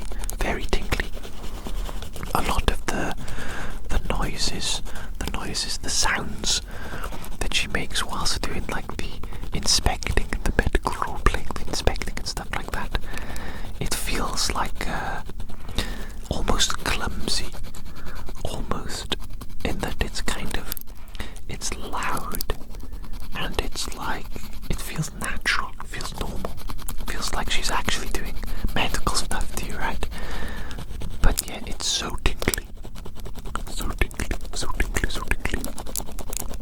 Right now, I don't know, I don't know when this video uploads, I record a video and then it sits on my computer for a while, and then I edit it and upload it finally. Maybe I schedule it for like 1 month later, whatever. But, well, when I'm recording this video right now, in this time period, in my time period, she's not uploading too frequently, unfortunately. Maybe once every couple of weeks, I don't know. She makes a lot of members only videos. She clearly cares about her members a lot, which is great, of course, fantastic. But you know me, I'm a little bit poor, so I can't be paying every person to see all their exclusive content, every person that I like. There are so many content creators that I enjoy. If I was to support them all, I would be broker than a joke. It probably cost almost as much as my rent, just because of the sheer number of people that I really like online. Not even ASMR artists exclusively, but like I watch a lot of streamers, a lot of people that stream video games, and I would love to subscribe to them and support them. But right now, the struggle, it is real, my friend. It is all just about paying rent and buying food. That is my unfortunate reality at the moment. Not that that's very unfortunate, that's common, isn't it? A lot of us are like that. We're living like paycheck to paycheck, how it is. We out here, we just surviving, we just survive, we're doing our best, that's all that we can do. And why stress? Let's just do our best, and everything will be okay, regardless, won't it? Yes, it will. I believe so. 100%.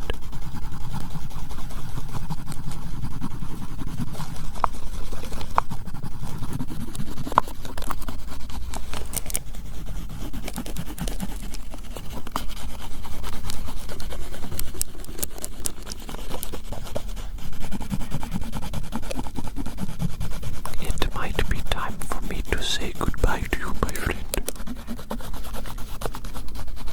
And we can do this again, can't we? In the future. Maybe next week. We do this again. I'm enjoying this very much at the moment, and I'm recording it a lot, this style of video where I draw and I whisper and just ramble about nonsense. I'm enjoying it. I hope you're enjoying it too. Maybe you're bored of it now, though. Have I overdone it? Have I made it boring? Silly me. We just keep going. Keep doing what we want, Keep having fun together. Relaxing, chilling out, maxing, relaxing, cooling, shooting some people outside of the school. You know how it is.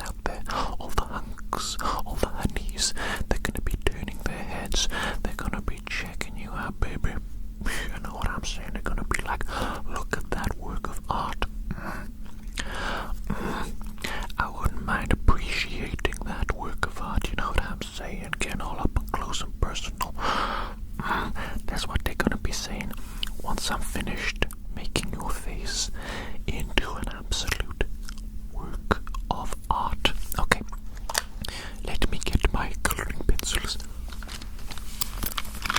from my lovely little doggy pencil case.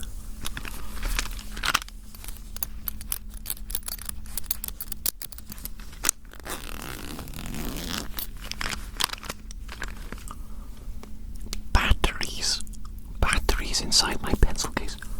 What the hell am I doing? What the hell is going on here? It's not a battery case, is it? It's a pencil case. Absolute foolishness, insanity, stupidity. I'm just getting my coloring pencils out and I'm getting them neatly arranged. Is that okay? Is that okay with you? You look like you're getting a bit impatient there. You look like somebody who is thinking, I came here for a drawing on my face video and it's been, what, 2 minutes now and there is no drawing. Impatient is it? Impatient is it? Well, you got places to be, have you? You got a one-way ticket to Sleepyland and you're worried about the time. Stop stressing. Stop stressing, baby. Enjoy life. Let's take it easy. Let's go slow. Let's take a slow style. You know what I'm saying? Slow and sensual style. I'm gonna use the blue to begin with.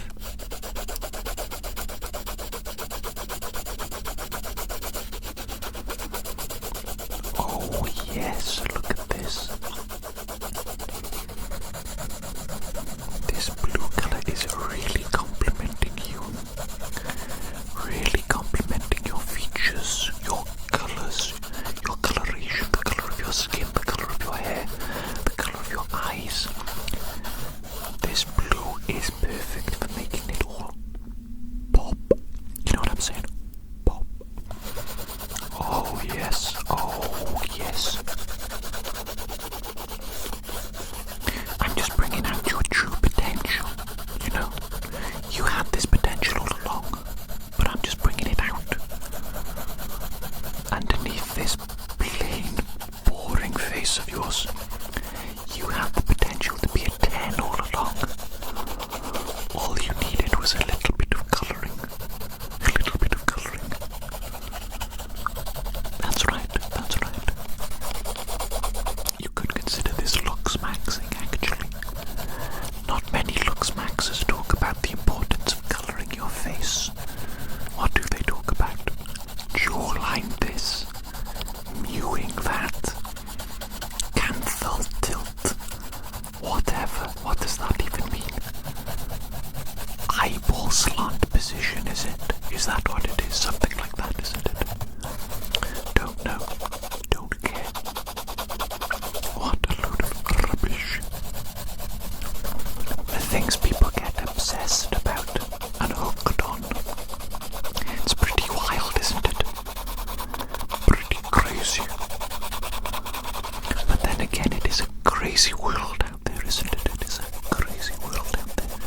You can't really blame people for getting hooked on something.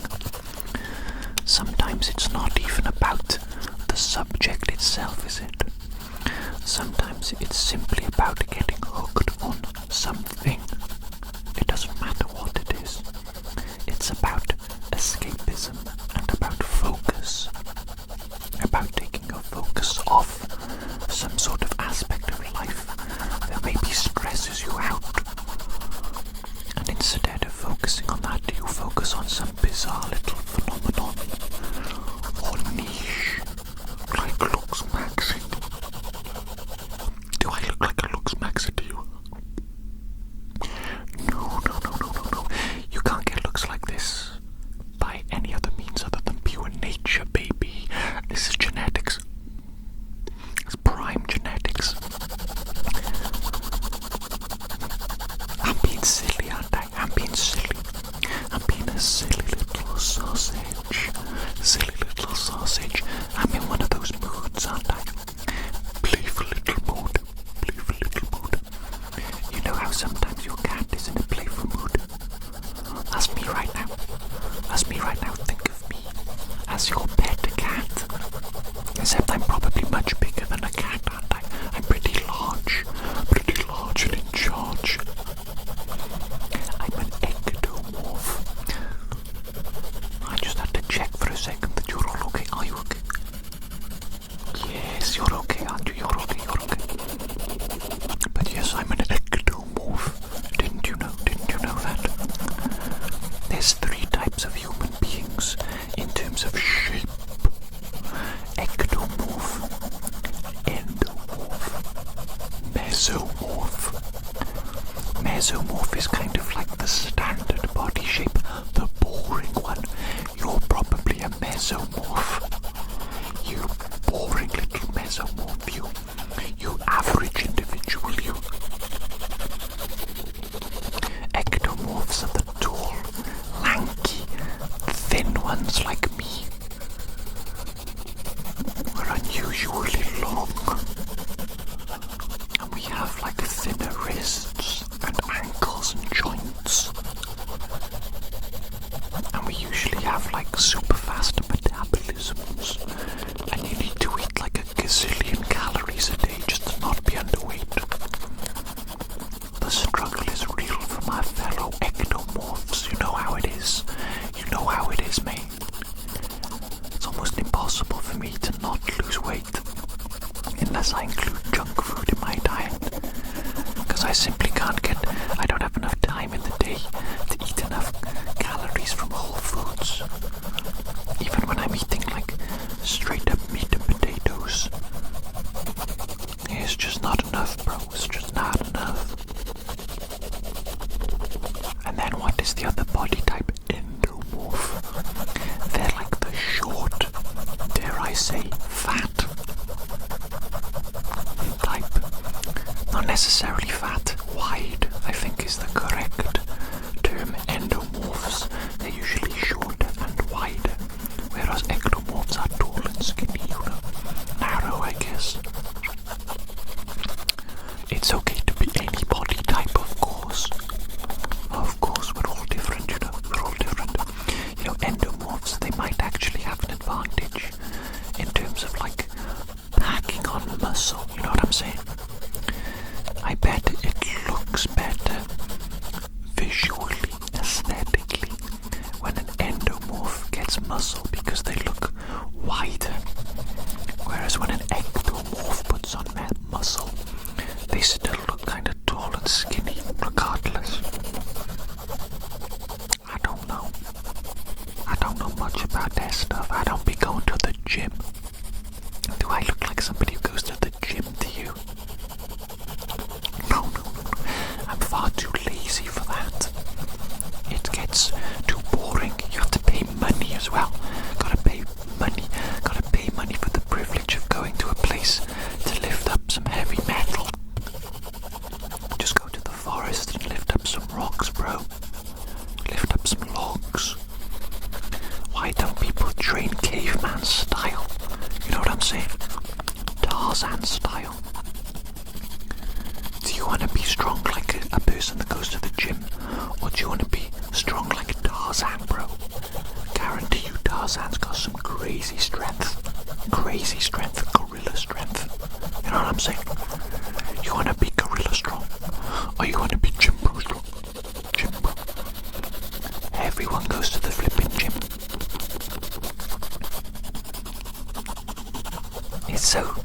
It's weird to me how like normal it has become, gym culture, amongst like normal average people. For example, my housemate. One of my housemates is this girl in her 20s. She goes to the gym and she consumes like protein powder and all this stuff, she's taking all these supplements. She's not like, she just has like an average physique, maybe even a little bit fat. And I'm not saying that to be like mean. Nothing wrong with an average physique. Nothing wrong with being a little bit fat. In fact, you know what? I kind of like their physique. That's kind of my favorite physique. But enough about that. But what I'm saying is, why is it so normalized to go to the gym and to take protein powder and to take supplements for like the average person? Why does person need to do that? Bodybuilders, yes, fair enough. People that make their money from like their bodies. That sounds crazy, right? But I'm talking about like models or like maybe even influencers, right? People who being attractive is like a part of how they make money and how a part of how they live, right? Those kinds of people I can understand going to the gym, taking the supplements, all of that stuff, but the average person that like works in Starbucks, why you gotta go to the gym, man? I think maybe it's possible that we've been brainwashed, haven't we? We've been sold a product, and the product is health, or it is the idea of health. The idea that if you pay money for gym membership, and if you pay money for protein powder, and for creatine, and whatever other supplement you might want to take, then you will be healthy. And there's also obviously the vanity aspect of it, like, if you do this you will look good, you will look hot. And that's probably why it's so common for the average person to go to the gym and to take all these supplements, even though, I mean, to me it seems weird. Why are you doing it? Why are you doing all that? I guess in their minds they believe that it's healthy and it makes them look good, so, I mean, why wouldn't you? If you think and believe that. I guess it is healthy somewhat, but like, I'll be real, I don't think protein powders are healthy, or creatine, other supplements, I don't know. Maybe they are, maybe they're not. But it just seems like more processed garbage, in my opinion. Just eat a steak, eat a burger, eat some chicken. That's got protein in it. Why you need your protein in a little powder form, is it? Make a little smoothie, is it? Or you're a baby. Cuckoo caca baby. Cuckoo caca baby need the protein powder. I'm joking. I'm being silly. If you want to take protein shakes, that's entirely up to you. And it's good. It's good for weight gain, as I was saying earlier. I'm an ectomorph, so I know all about the struggles of losing weight, and liquid calories are an exceptionally good way to, you know, increase your weight or to maintain your weight.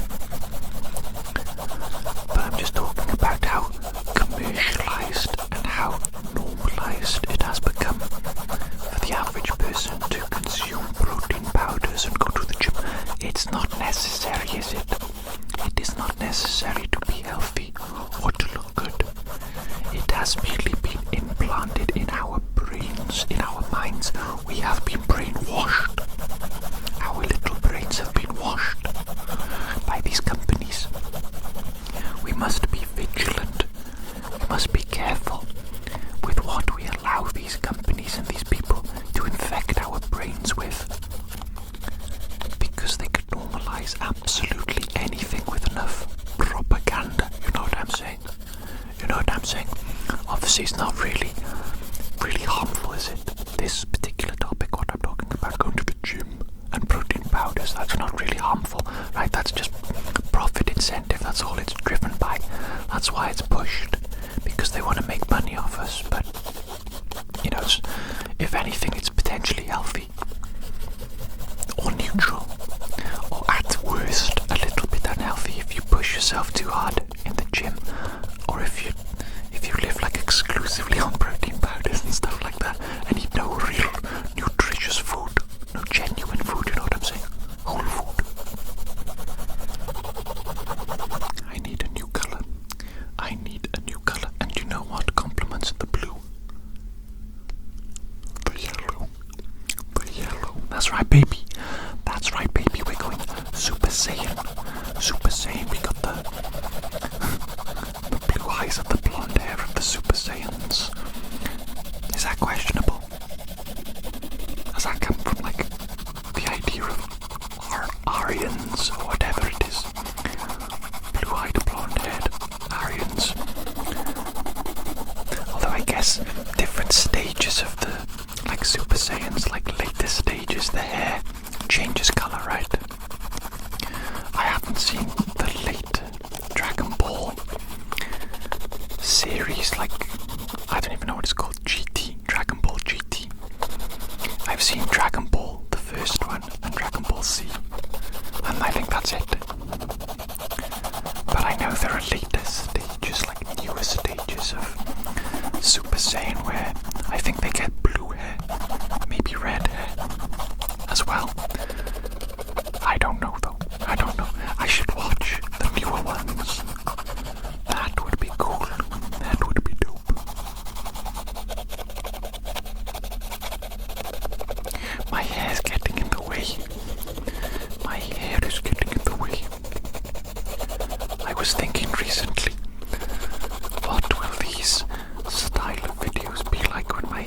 super turbo long.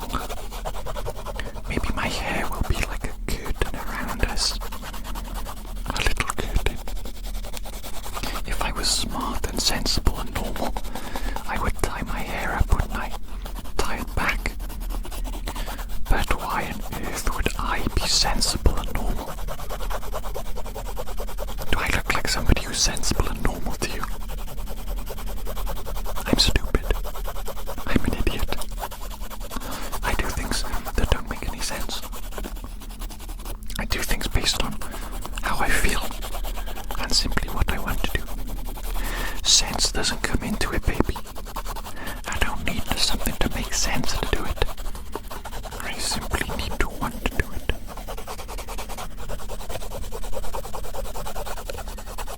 I'm just being silly as usual.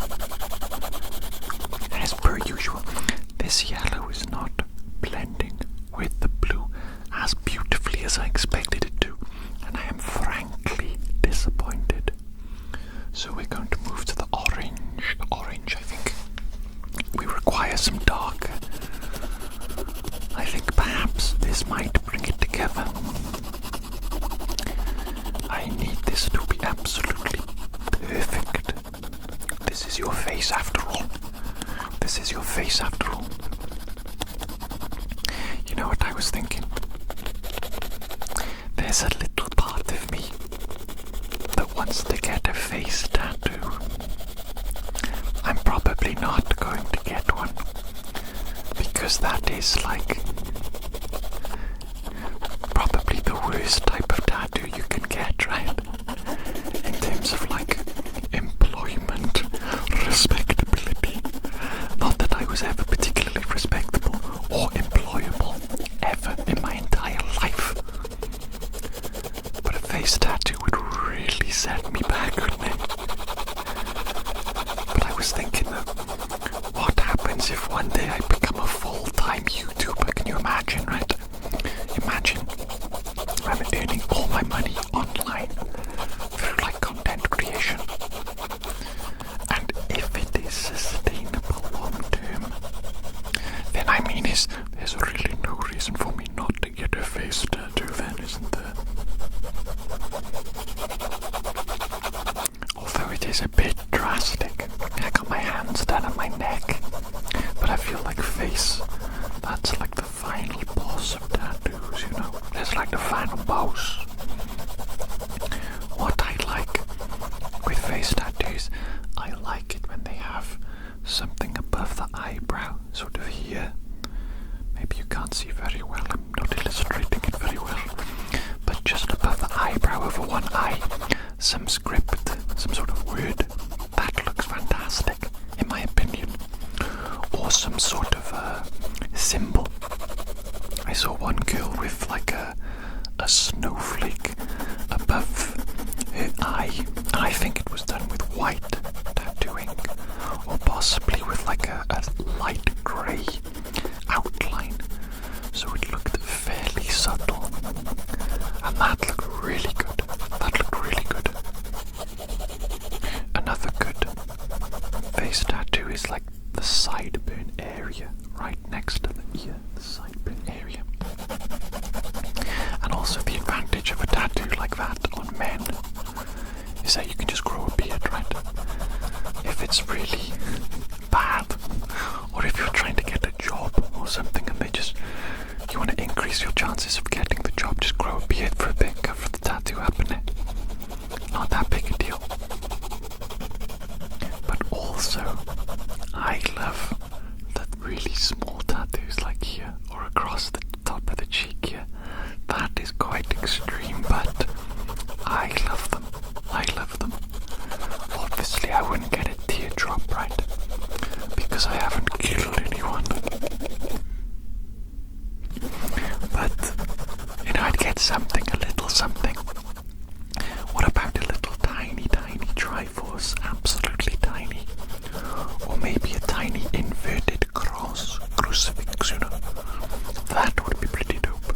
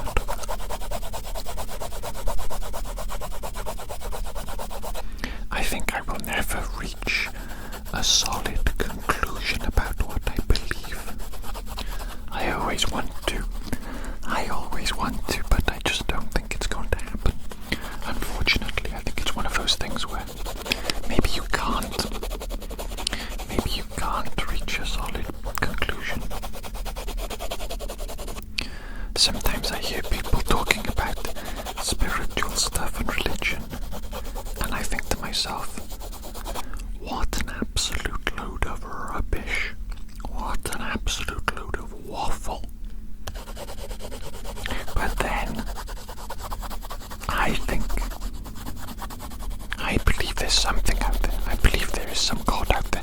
I believe in the soul. I think I believe in souls, for sure.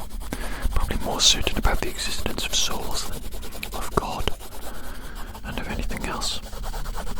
I think I'm least certain about his morality and karma and punishment and like stuff like that. I don't know.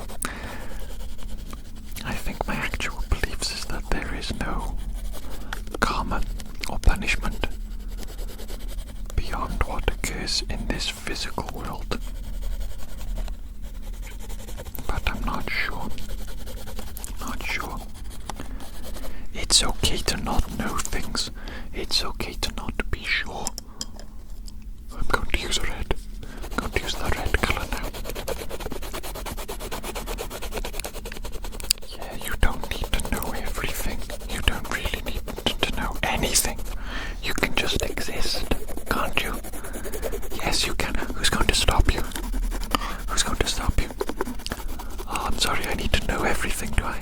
What, I can't just exist and have fun and do things, is it? What are you going to do? You're going to arrest me for not knowing stuff, is it? Too bad. I'm too busy having fun and living my life.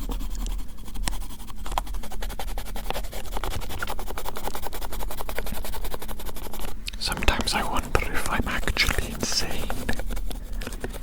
Does any of the stuff I waffle about make any sense whatsoever?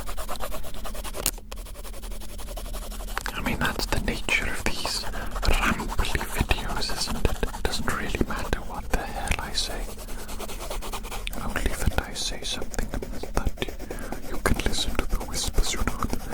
Hopefully the whispers themselves inherently give you tingles and relaxation.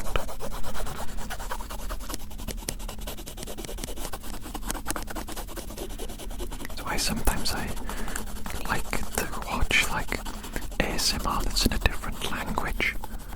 I got no clue what these people are saying. They could be saying absolutely anything. But I'm just listening there, smiling and nodding and like, oh, so true. So flipping true. Keep whispering to me, baby, give me those tingles. Give me those tingles. Sometimes it's more tingly because I don't know what they're saying, you know, I don't understand the words. It just sounds to me. It's kind of like unintelligible whispers. But I am the unintelligible one because I can't understand the language. I'm unintelligible.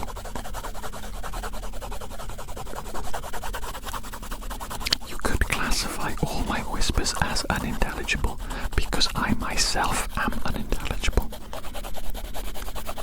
Isn't that actually so smart and intelligent what I just said there? But then that negates the fact of what I just said. Paradox. I just created a paradox. Can you believe it? Can you absolutely believe it? Can you imagine if God, when he was creating the universe and the rulers for the universe, accidentally created a paradox, and then he was like, oh my god, I just created a paradox. Can you believe it? What the flip am I supposed to do now? Is there a control C? Is there a control C? There's no control C, I can't undo what I just did. Oh my flipping goodness me. Just made a paradox in the universe. And then we stumble across the paradox as a human beings and we're like, this don't make no sense. What the heck? What the heck? And then it just confuses our primitive primate brains even further.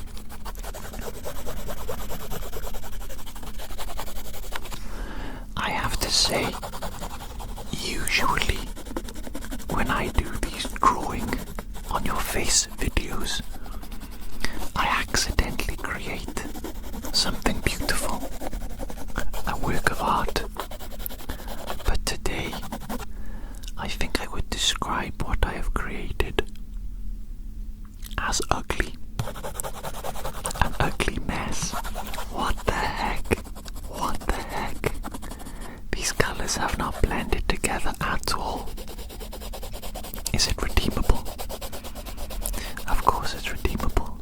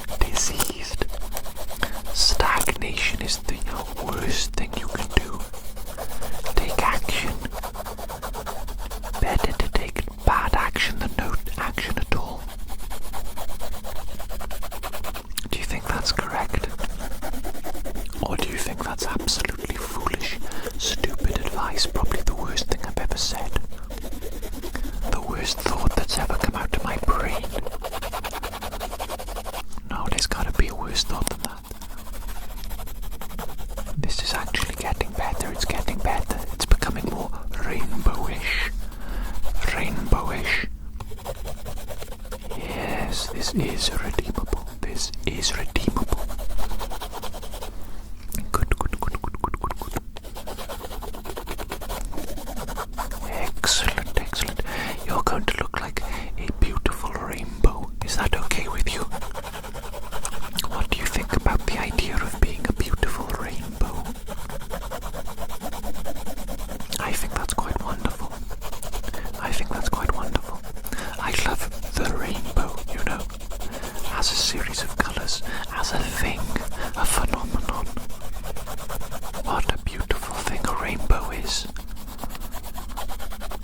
That's one of those things about life that makes you think, you know what, life, maybe it's not so bad after all. Maybe life is actually a little bit magical, in fact, and beautiful. Rainbows. Beautiful.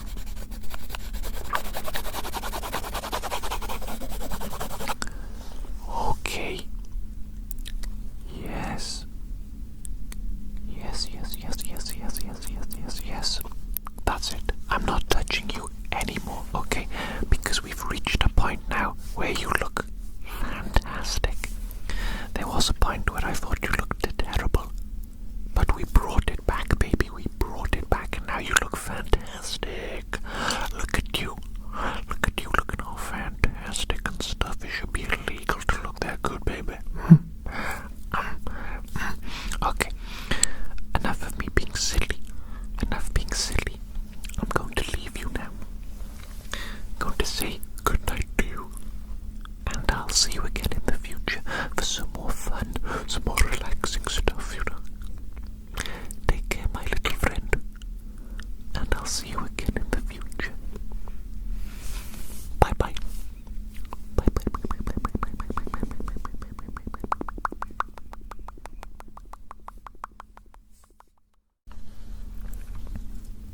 Hello there. How's it going? What's poppin', Playboy? Playboy the sequel. Okay, guess what?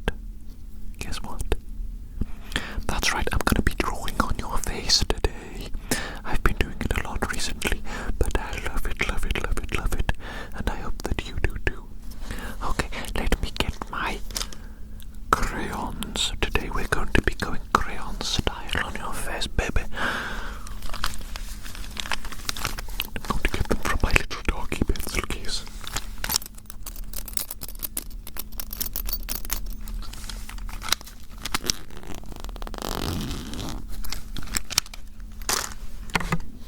Let me lie them out, organize them nicely.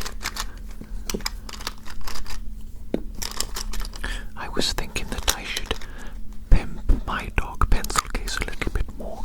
Maybe give him some sort of new ear piercing or jewellery. What do you think? Do you think I should pimp out my doggy pencil case a little bit more? Or do you think it's time to retire the old dog? He's looking a little bit old and worse for wears now, I gotta say. I've had that dog pencil case. I don't even know how long since I was in school. I'm 33 now. A pencil case has to be like a minimum of what? 15 years old. Minimum. That's actually pretty old, huh? And my pencil case probably older than some of the people on YouTube. Than some of the children on YouTube. That's crazy to think about. Already, this little artwork is off to a great start. I'm making you look like a vortex. Or a whirlwind. Some sort of cosmic thing. Something you might encounter on a deep space voyage. A voyage into deep space. Do you think we will ever actually go on voyages into space? I definitely think the idea of like a multi-generational voyage is very possible, very doable, even now really. What do you really need? You need to create a ship that has the means to support itself and sustain itself long term. It needs to be like a self-contained ecosystem. really. You need to be able to grow food or generate food. Maybe you can artificially create it in a laboratory. Food, water, and power. That's all you really need, right? Because obviously you need to feed the people on board, and you need to power the ship itself, and you need to be able to power it indefinitely, really, until you reach some sort of destination. Presumably a planet that could be made habitable. Maybe not necessarily a habitable planet, but one that you could set up some sort of base on, a base to survive and maybe terraform the planet. This is all very sci-fi. It's all very sci-fi and hypothetical. But I think it's fairly realistic, don't you think so? Don't you think so? We already have made spaceships, basically. We've gone to the moon. We have, like, manned space stations floating around. I don't know how realistic or unrealistic it is. Obviously, the biggest challenge for traveling any sort of long distance is the fact that you can't really go faster than the speed of light, and that certain objects are like hundreds or maybe thousands of light years away, so it will take you hundreds or thousands of years to get there, because you cannot physically travel faster than light. Or maybe you can. Maybe we will figure out how to travel faster than light eventually. You see it in sci-fi, right? Faster than light travel. Like a hyperdrive or something. Is something like that possible in real life, though? The only way I could see it being possible is if you could, like, bend space and time. Maybe use like a black hole or a wormhole. Use it to your advantage. Create your own sort of black hole, wormhole technology to get from one point in space to another rapidly, like cheating, like bending reality, basically. All hypothetical, though, isn't it? Hypothetical nonsense. I don't know what's possible. Do you think the moon landing was real? Or are you one of these conspiracy theorists that think that the moon landing was fake? Honestly, I could believe that it was faked. I could believe that there is motivation there, isn't there, to fake it, like there was some sort of race between America and Russia and China to be the first country to land people on the moon, so to fake it would kind of make sense, because it would give you the prestige and achievement and beat the other countries, and you may even, like, encourage the other countries to waste ungodly amounts of money and research and time into an endeavor that can't be achieved, or they couldn't achieve, something like that, I don't know. Meanwhile, you just film something on a set, really cheap, and say, oh yes, we went to the moon, so you may as well stop trying now. Losers. I don't know. I'm trying to play devil's advocate, trying to justify the belief that the moon landing was fake. I don't think it was fake, really. I think it's probably real. Is it even that big? Is it even that big a deal? Is it even that big an achievement? Bro, I look up at the sky at night, there's the moon right there. It's right there, bro, it's right there. Just reach out there, it's not that far, is it? Not that far, really, the moon, come on. We've made cars. What's a spaceship? A flying car. Easy, bro, easy. We've got aeroplanes, why not a spaceship that goes to the moon? Not that hard. Not even that impressive, really, is it? Come on.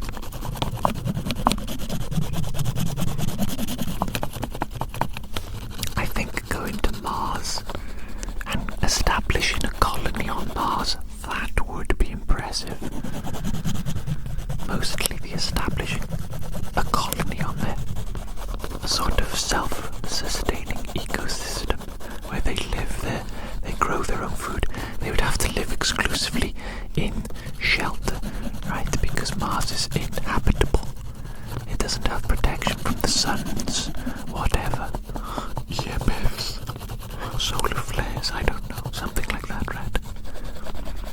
So you would need to live entirely indoors inside whatever shelter you create. And if you did venture out onto the surface of Mars, you would need to do so in like a suit, an exoskeleton, a space suit to keep you safe, so you could breathe, so that you don't burn up in the atmosphere of Mars. What's the surface temperature on Mars? Is it even that high, or is it fairly normal?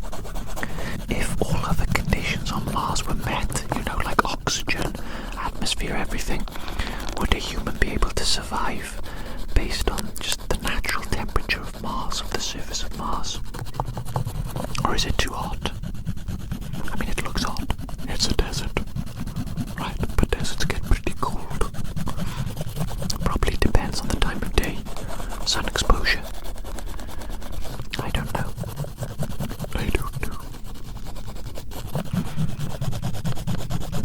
But yes, it would be very cool. It also makes sense to establish a colony on another planet, just in case there is some sort of planet-wide disaster on Earth that like wipes out humanity. If some sort of pathogen, the plague, takes over and wipes out all of human beings on Earth, then at least there would be some left on Mars, you know what I'm saying? On the colony there.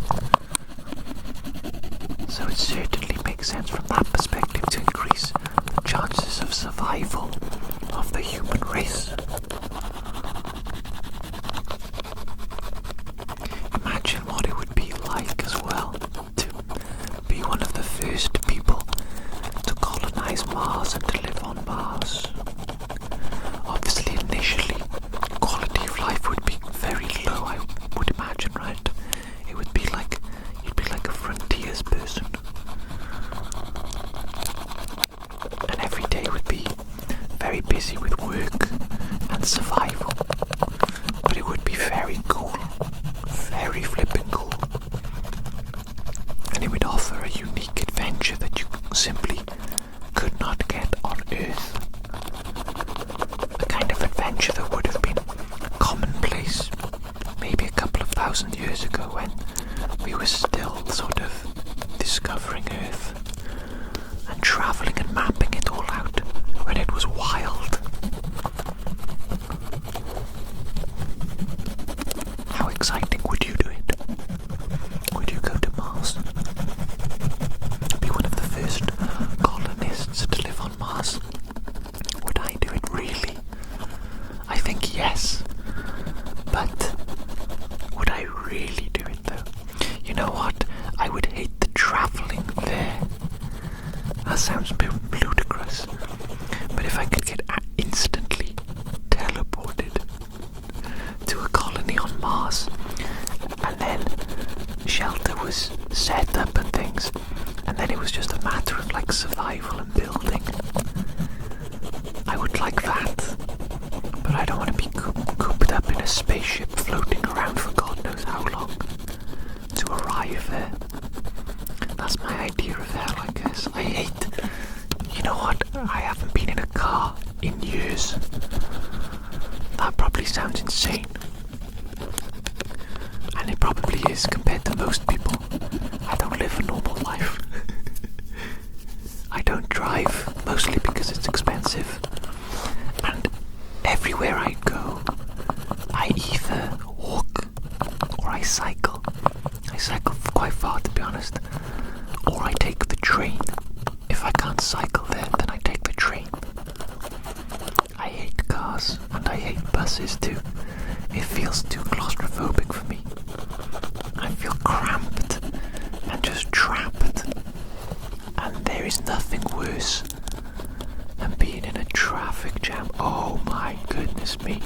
I do not have the patience to be sat in a hot, uncomfortable, cramped car, waiting for other cars, moving like 5 meters before stopping again, waiting ages, then moving another 5 meters.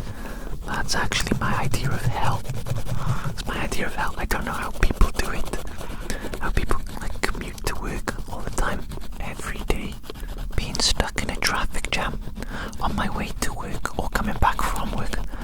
Oh my goodness me, I couldn't do it. I simply could not do it. I would literally choose homelessness over that. But that's just me. That's just me. I'm kind of weird. Kind of different. I guess kind of weird and different. Maybe you can tell. Maybe you can tell.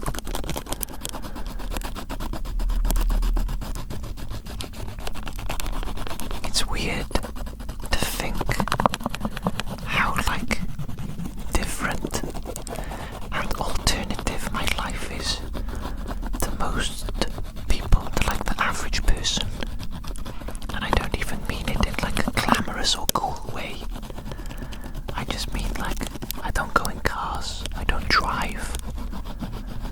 It's so rare for me to like go to a restaurant or a cafe or anything like that. I don't order fast food. I just cook and eat my own food, bro. Cook and eat my own food. Maybe I'll have a little bit of junk food from Tesco or something, you know. That's if I'm going wild on it, going crazy style. But I don't understand. I don't understand how people can spend like £20 on a single meal.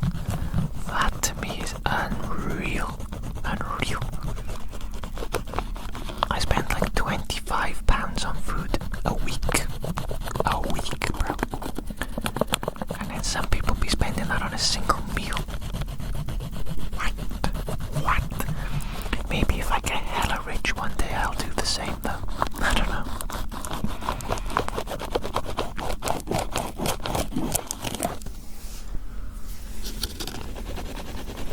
A lot of the things that people do in like a day-to-day life that's normal, I just consider to be so boring and so weird. Like if someone asks me to go to like a cafe for a coffee, I'm like, no. Probably comes across as a bit rude. It's not nothing personal. It's just, why the hell would I go to a cafe and drink some hot bean juice, some coffee, and what talk? Talking is so boring. Talking is so boring. And we can just do that for free in each other's house. We can make our own bean juice, make our own coffees, do it for free. There's so many things in this life that I find really, really weird. There was some event that my friends wanted to do, and it was basically like a fun mini marathon. And the event, it was around like a racetrack. You did multiple laps around a racetrack, but it was literally just running around a track, right? And the event was charging people like £20 to £30 per person. And I was like, guys, we can just go run around for free.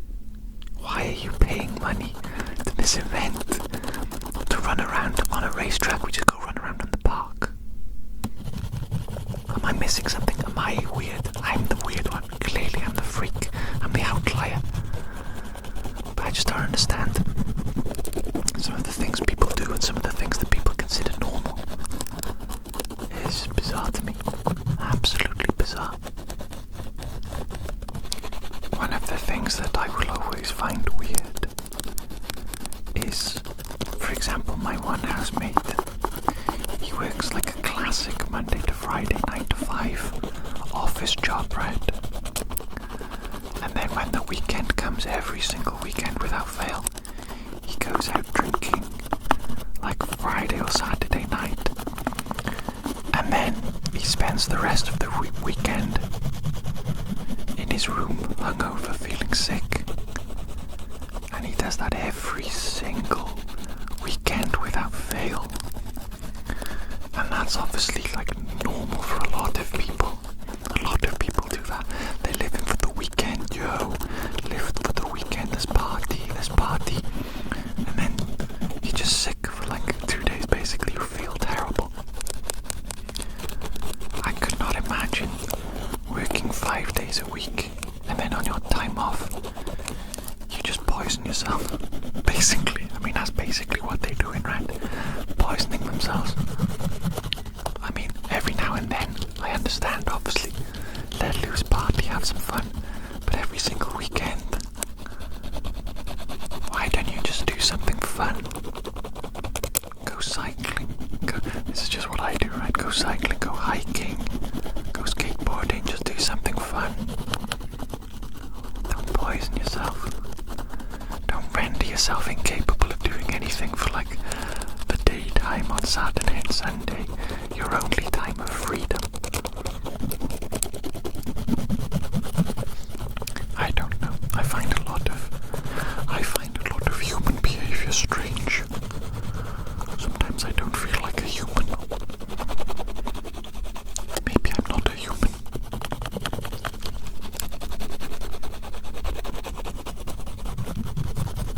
It's okay though. Everybody can do whatever they want. If people want to poison themselves every weekend, that's their prerogative. That's their prerogative as adults. I'm not going to stop them. I'm not going to stop them. As long as people don't stop me from drawing on people's faces and making silly videos and hiking through the forests and stuff like that, you know. I'll do what I want to do, you do what you want to do. And we're cool, baby, you know. That's how it works. That's how it works. That's how it should work anyway. That's what I think. That's what I think.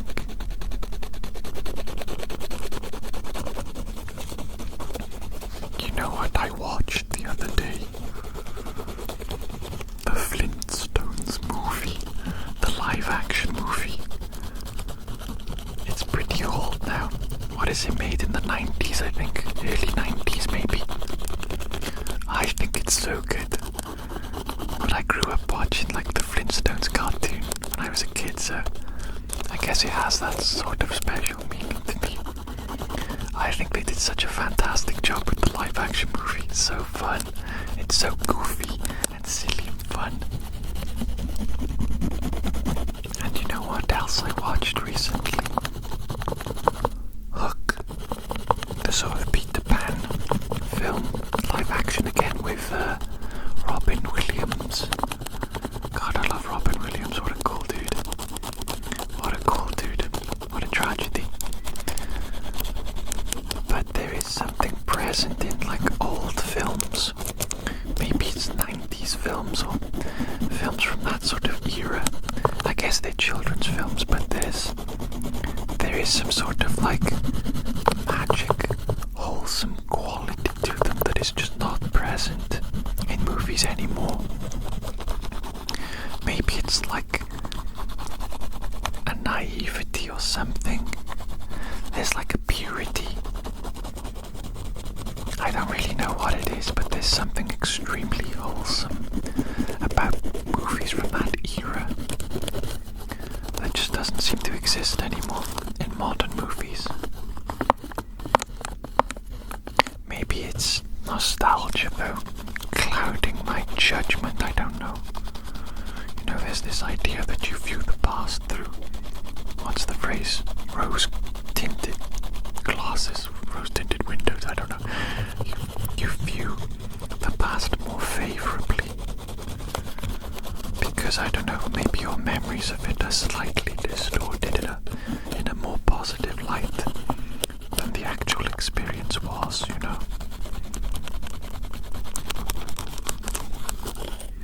It's an interesting phenomenon.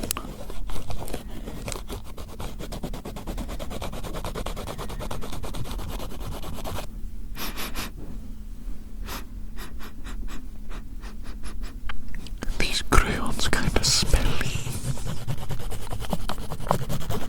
Kind of smelly in a not an unpleasant way. Interesting. Interesting little smell you have there. Wax crayon. What? We've already established that I'm weird. Come on. What, I can't sniff some crayons on video, is it? You're gonna prevent me, an adult man, from sniffing crayons on video on the internet.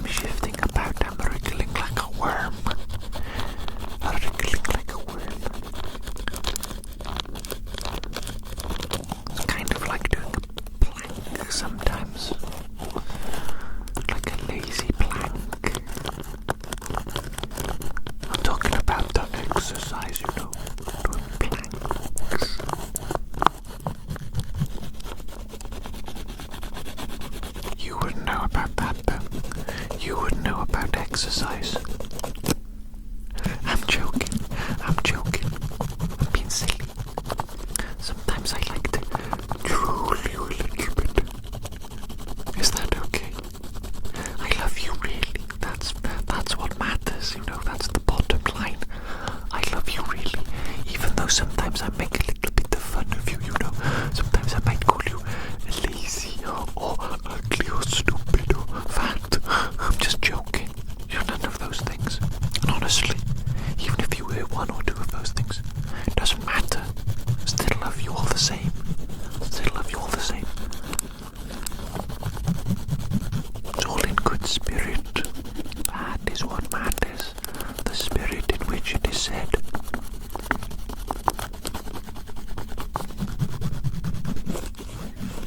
You kind of look like a very edible donut right now. Kind of getting hypnotized up in here.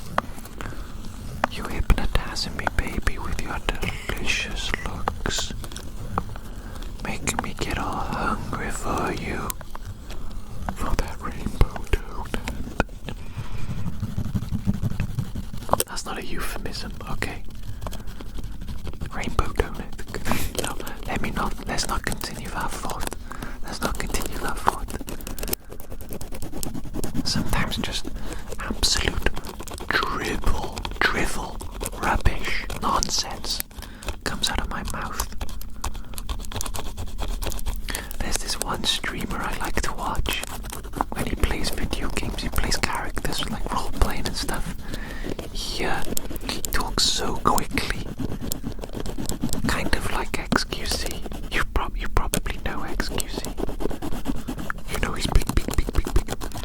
But this other person that I watch talks really quickly. Kind of like XQC, but is more understandable. XQC, sometimes I don't know what the hell he's saying. But yeah, this guy, he just talks like stream of consciousness, kind of like I do. And I love it when he makes himself laugh, when he realizes what he said, when he realizes the absolute absurd, insane thing that came out of his mouth. And it like sets him off and he starts laughing at himself. I love it. It's so fun. So funny. And relatable too. That you just say something and you're like, wait a minute. What the hell did I just say? Did that actually just come out of my mouth? Where did that thought come from? That's ridiculous. That's ridiculous. Do you get that? Or are you normal? Do you have a filter? Do you have a brain that enables you to think first before you speak? I don't have that. My brain is too small. It doesn't have enough processing power. I just say stuff and get in trouble. Whoopsie. Whoopsie daisy. Silly me. No, I think I'm pretty well behaved, don't you? Don't you think I'm pretty well behaved? Really? Come on. It's much worse out there. It's much worse.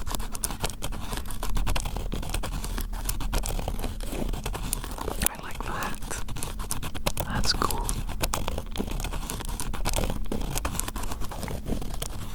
You're doing okay? I'm just checking on you.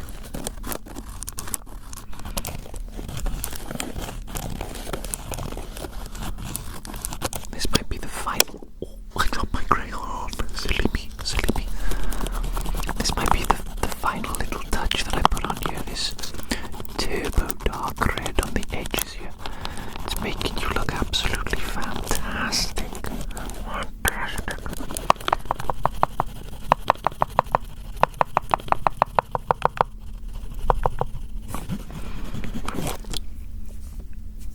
There it is. There it is. Stay still for me. Stay still for me. Oh, look at that. Look at that, look at that, look at that, look at that, look at that, look at that. You looking absolutely fantastic now. You're looking good, you're looking good. My work here is done. My work here is done. I'll see you again in the future for some more fun stuff. No more. I need to stop. Once we have achieved